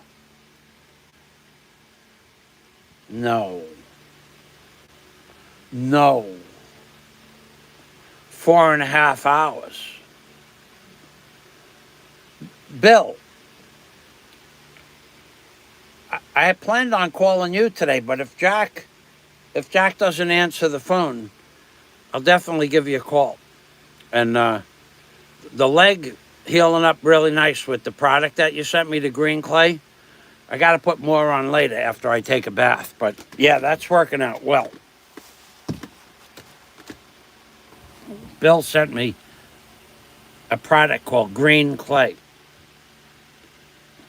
Green clay. I got my foot swelled up from sitting down. And instead of a bandage, you put this green clay on the wound. And the wound is, it kind of covers the wound.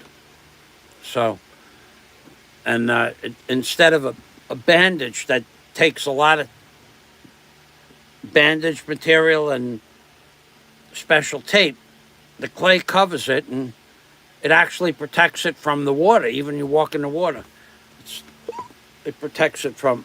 So what I'm going to do is I'm going to say thanks for watching to everybody. I don't know how many people are here. Wow, 16 people. Yeah, there hasn't been much action on YouTube. Certainly there's redundancy videos after redundancy after redundancy after redundancy videos. Some people just everyday food videos, every day.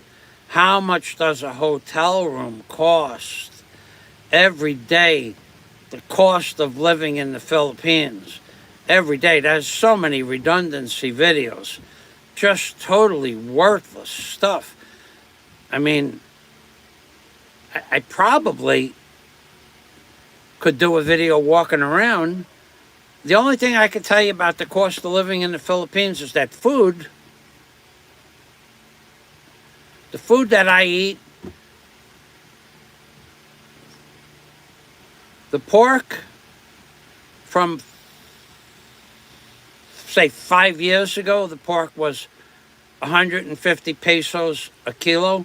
Now it's 330 pesos a kilo. So in 5 years, pork doubled. Eggs went up about 30%. Cabbage 5 years ago was 50 pesos per kilo. Now it's 75. So it went up 50%. Cabbage. Carrots up about the same. Garlic has not changed in price. Garlic is very seasonal here. Garlic is now 120 pesos per kilo for fresh grown garlic. And that varies. Next week it could be 100. It won't go down past 100. But a month from now it could be 300. So when it's 120 pesos, 130 pesos, I buy a kilo, and that lasts me a very long time. Onions, out of the ballpark with onions. 120 pesos for onions that are this big. 1/3 of it is skin, or maybe an eighth of it is skin. And they really don't taste that good. It's not like the onions that we had in America. Let's see, what else? Those little packages of instant noodles, like you buy them, they're in a package with a pack of salt in there. They went from about 7 pesos 5 years ago to about 11 or 12 pesos. So they went up 50% as well. A lot of the foods went up 50%. A lot. It's the only thing I could do with the cost of living. I'm not going to get into details. Last week, I bought 10, 5 kilos of cheese, 10 pounds of cheese. It was $60. So mozzarella cheese is $6 a pound. It's not a bad price, actually, but because there is mozzarella for $25 or $30 a pound here. I would not buy that. But cheese was $3 a pound, so cheese doubled in the last 5 years. Mayonnaise, the fake mayonnaise that they sell here, hasn't changed at all in price, 20% maximum. Coffee was 138 pesos for 200 grams. Now it's 168, so that's 30 pesos more. 20% coffee went up, not much. Rice is now 60 pesos a kilo for good rice, and when I bought rice in Laguna Beach in 2014, it was 40 pesos a kilo, so that went up 50%. Most of the food went up 50% in the last 5 years. Reasonable. Consider what really went up a lot was fuel. Fuel went from 19 pesos per liter in 2014, but I didn't buy it then. That which would have been to 63 pesos a kilo now. So fuel tripled in price. Anyway, none of that matters because I don't use enough of it to make a difference in my budget. So thanks for watching, everybody. Jack, I'm going to call you, and if you don't answer the phone, Bill, I'm going to call you because I'm done with my chores outside for the day. Everybody, thanks for watching. God day to everybody from Michael Fazio. And this is me. All right, then. I'm being Permy, which means, of course, take care always. From the Philippines, baby. That's right. Bye-bye for now.